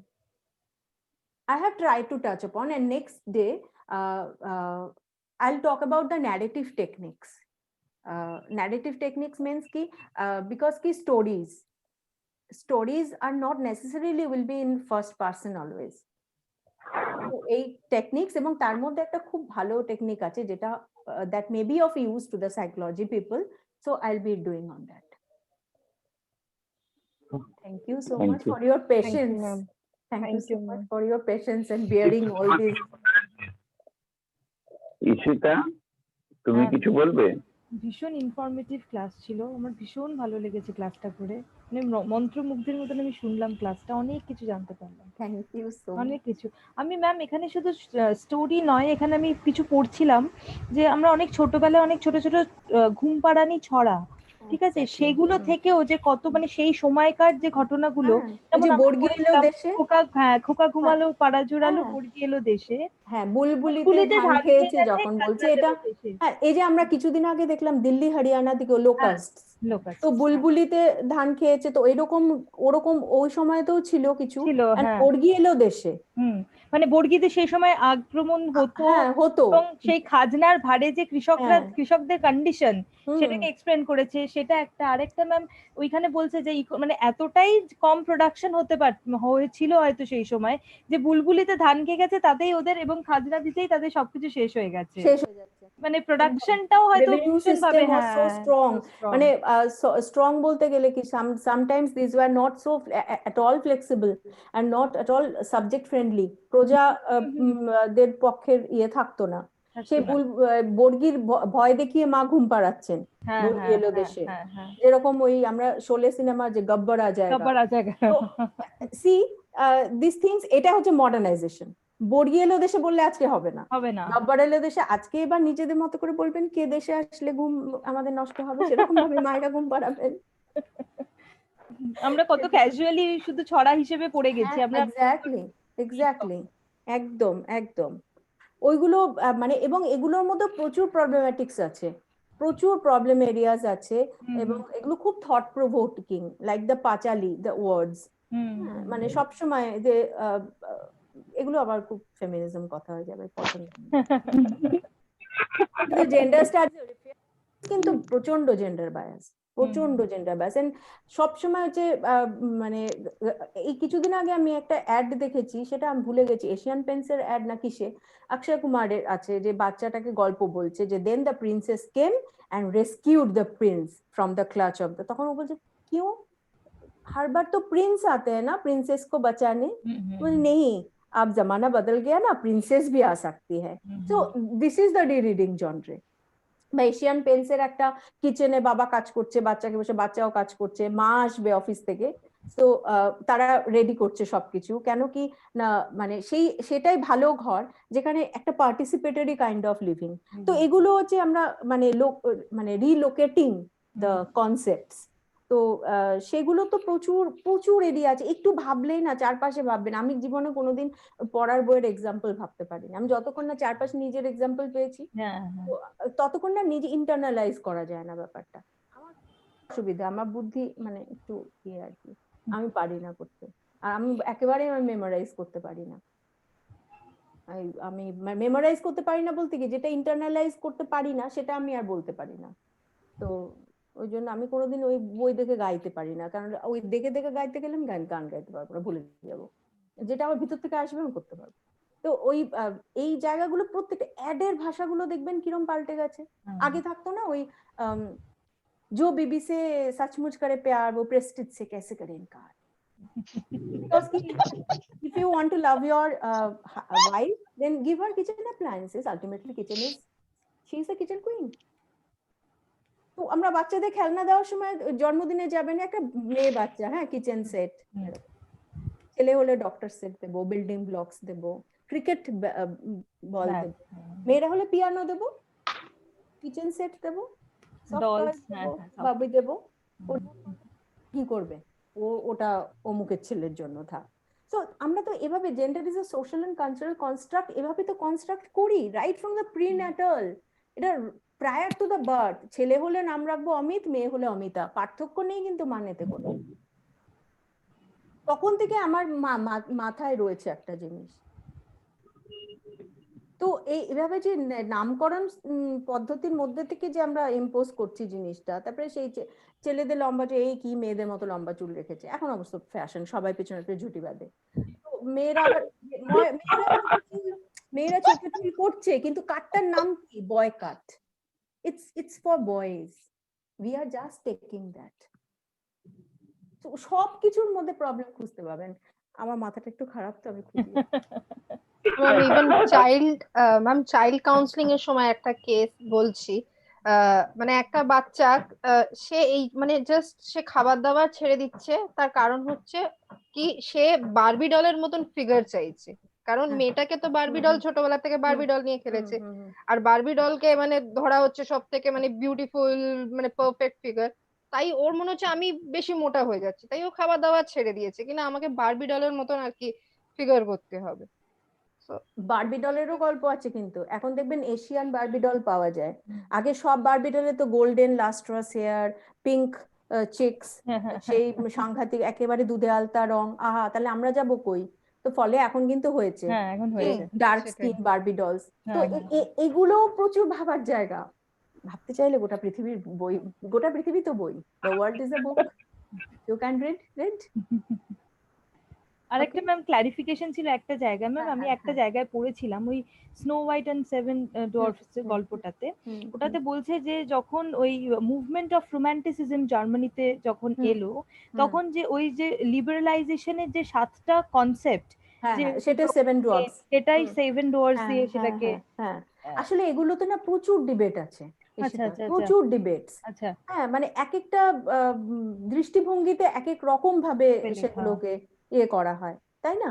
তো এগুলো যে খুব, আমরা লিটারেচারের সমস্যা এটাই যে it can open up to you, but it cannot that way, যেটা ওই কনক্লুশন বলতে যেটা বোঝানো হয়েছিল, সেটা মানে not necessarily always a very overt conclusion, very explicit, and they lived thereafter happily thereafter. It's not like that. একটা hidden, একটা কোথাও রাস্তা দেখানোর মতো একটা ভাব থাকবে।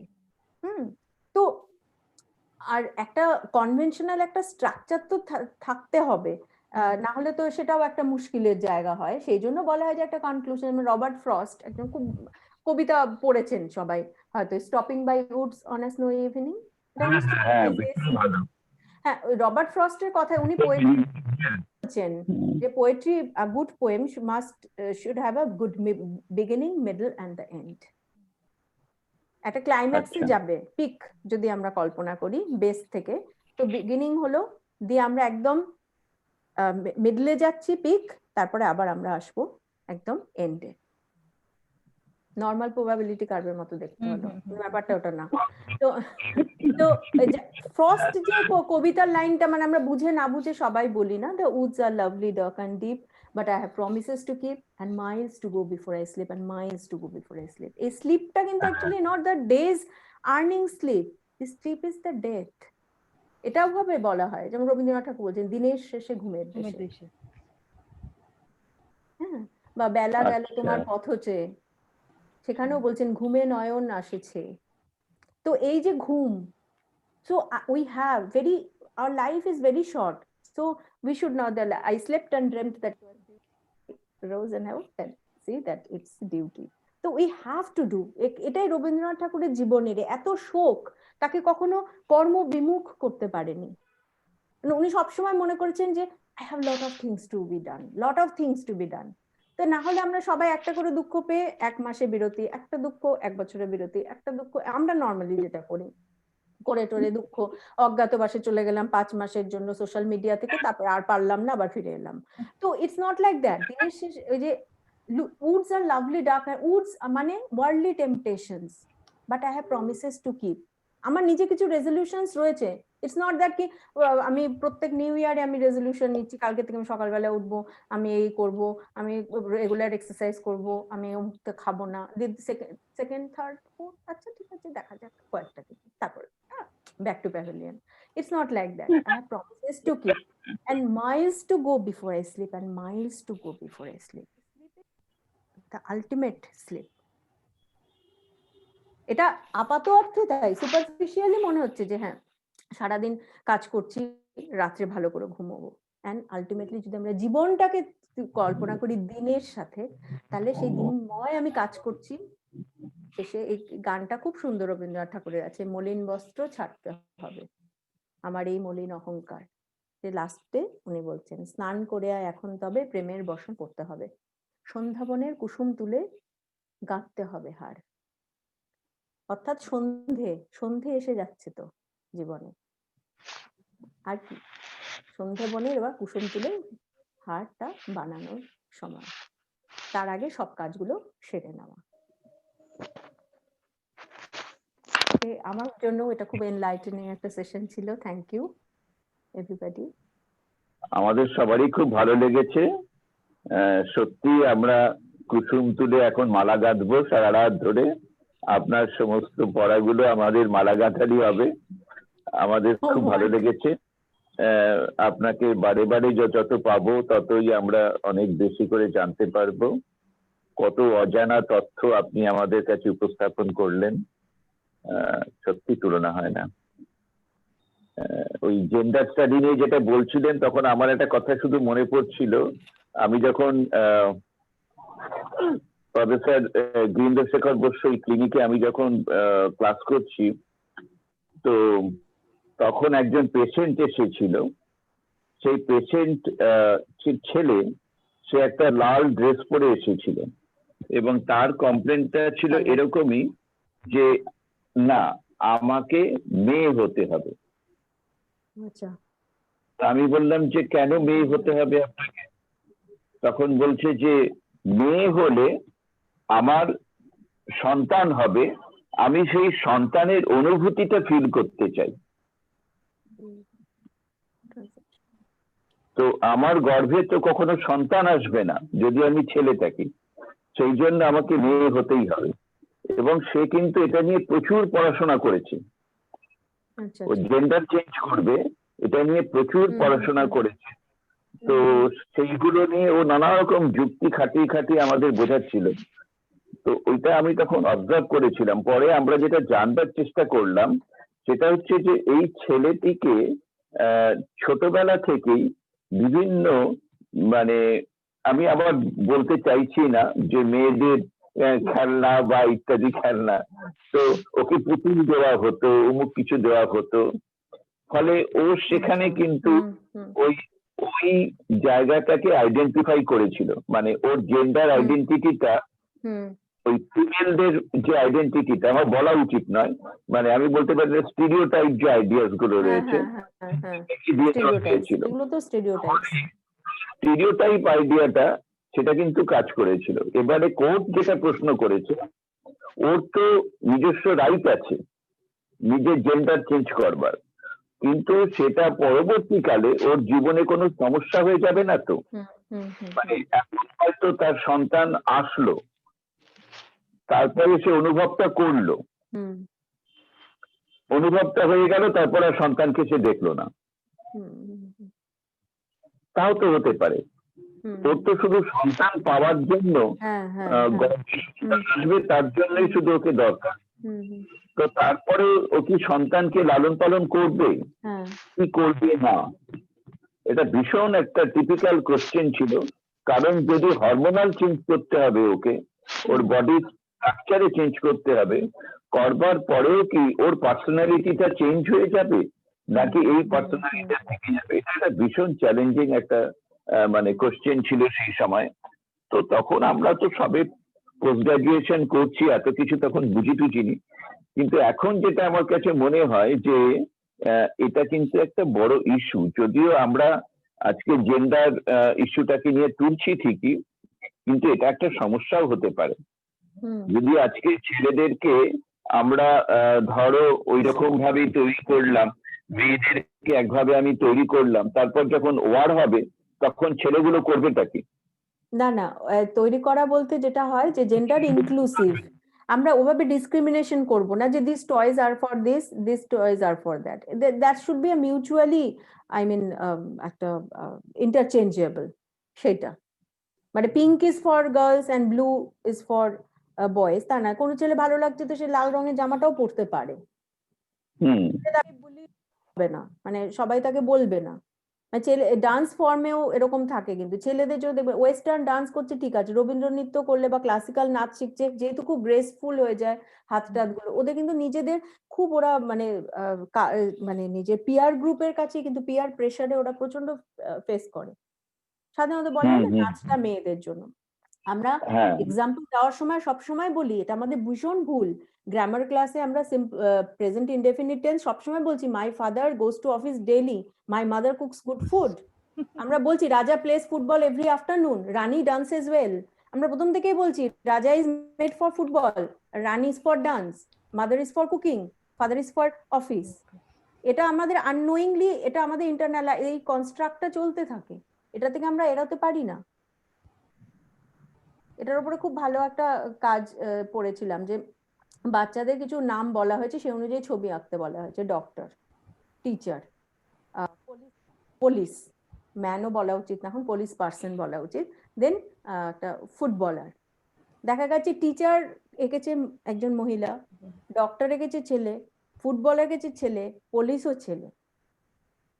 তো প্রথম থেকে যদি এটা ভাবি দেন তো আমার জব এনভায়রনমেন্টে গিয়ে আমার অসুবিধা মনে হবে যে I am not probably I am at wrong place, আমার ইয়ে হয় না এরকম এই এই জায়গাগুলো অনেক কিছু ভাবার মানে মতো আছে আর কি। মানে এটা নট দ্যাট কি কোনো ছেলে কি তাহলে টিচার হবে না, কি মেয়েরা ডাক্তার হবে না, হবে। কিন্তু যদি আমরা মোর এক্সাম্পলস আমরা না দেখাতে পারি সামনে, আমরা কি বলবো 10 great women scientist, why are we delimiting? ছেলেদের সায়েন্টিস্ট বলার সময় আমরা বলছি 20 গ্রেট সায়েন্টিস্ট, 10 গ্রেট সায়েন্টিস্ট। আমি সেদিন ক্লাসে জিজ্ঞেস করেছি যে নোবেল সরি নোবেল প্রাইজ পেয়েছেন গ্রেট সায়েন্টিস্টের নাম বলতে, জেন্ডারের ক্লাস 4th সেমিস্টারে আছে তো জেন্ডার আমাদের, তো সেখানে নাম বলতে সবাই বললো আইনস্টাইন, কেউ মেঘনাথ শাহ হবে ম্যাম, ওই আরে আমি কে বলার হবে, উনি নিজেই হয়ে আছেন। তো প্রফুল্লচন্দ্র রায় এইসব অনেক বললো। তখন আমি তাই বললাম জেন্ডার ক্লাসে কারোর মাদাম কুড়ির নামটা মনে পড়লো না। হ্যাঁ, মনে পড়বে না তো কেন, এটা সবসময় এক্সেপশন হিসেবে দেখানো হয়েছে। ইজ অ্যান এক্সেপশন, নট মেয়েদের সবসময় ও হিউম্যানিটিস পড়ুক, আর্টস পড়ুক, মানে কেউ। আর এগুলো তো সাবজেক্টেরও হেজিমনি থাকে, সবসময় পড়াশোনায় ভালো না, হ্যাঁ ও পাস, অঙ্কে কত পেয়েছো, অ্যাজ ইফ কি ওটা খারাপ করলে ইউ আর ডুমড। যেমন আই এম নট সেইং কি দ্যাটস গুড, কিন্তু এটা কি কোথাও কেউ খুব ভালো ফুটবল খেলে সেটাকে আমরা ওভাবে হাইলাইট করি যে খুব ভালো পড়াশোনায়, সেটাকে বাদ দিয়ে আমরা যতই বলি সৌরভ গাঙ্গুলি বাবা করেছেন, সচিন তেন্ডুলকারের বাবা করেছেন, তাদের জন্য আমার প্রণাম করি। আমার ছেলে যদি আজকে বলে যে আমি আর পড়বো না মা, আমাকে ইয়ে করো, আমি ক্রিকেটার হব, আমি 18 পরে আমি আর পড়বো না, আমি অত সহজে মেনে নেব? ভাবার অনেক জায়গা, সেলফ হওয়া উচিত। এনিওয়ে ঠিক আমাদের আছে, আজকে সময় না মনে হচ্ছে আমাদের আজকে এই এখানে কথা কোনো শেষ হবে না, এই অনন্ত চলবে। আমাদের মনে অজস্র প্রশ্ন। আসলে এটাই আজকে যেটা শিখছিলাম, সুবীরবাবু যেটা বুঝিয়েছিলেন, লাভ দেন, ওই লাভ দেন কথাটা যেন আপনি সেটা প্রমাণ করে দিলেন যে স্টুডেন্টদেরকে ভালোবাসলে তবে কিন্তু মানে স্টুডেন্টদের মধ্যে কৌতূহলটা তৈরি করে দেওয়া যায়। আর সেই কৌতূহলটা যত বেশি বাড়বে তত সময়টা কিন্তু আর তখন বাধা হয়ে দাঁড়াবে না, তখন কিন্তু সবাই স্রোতে ভাসছে, মানে সবাই তখন নদী হয়ে যাচ্ছে, আপনারা একাধিক মানে নদীর বিভিন্ন রকম দিক খুলে যাচ্ছে। তো যাই হোক, স্রোতস্বিনী নদী নদীর মতন চলুক, আমাদের এখন শেষ করতেই হবে কারণ অনেক সময় হয়ে গেছে। হ্যাঁ, আমাদের খুব ভালো লাগলো আপনাকে পাওয়ার জন্য। দিদি একটু আমাকে হোস্ট করে দেবেন? কিভাবে করব? আপনি পার্টিসিপেন্টে যান। ম্যাম পার্টিসিপেন্টসে স্যালারিতে মেক হোস্ট, হ্যাঁ এটা ক্লিক করব না? মেক হোস্ট, আচ্ছা দেখছি এখানে তো মিউট আছে, মোডে আছে, মোডে নিশ্চয়ই থাকবে। হ্যাঁ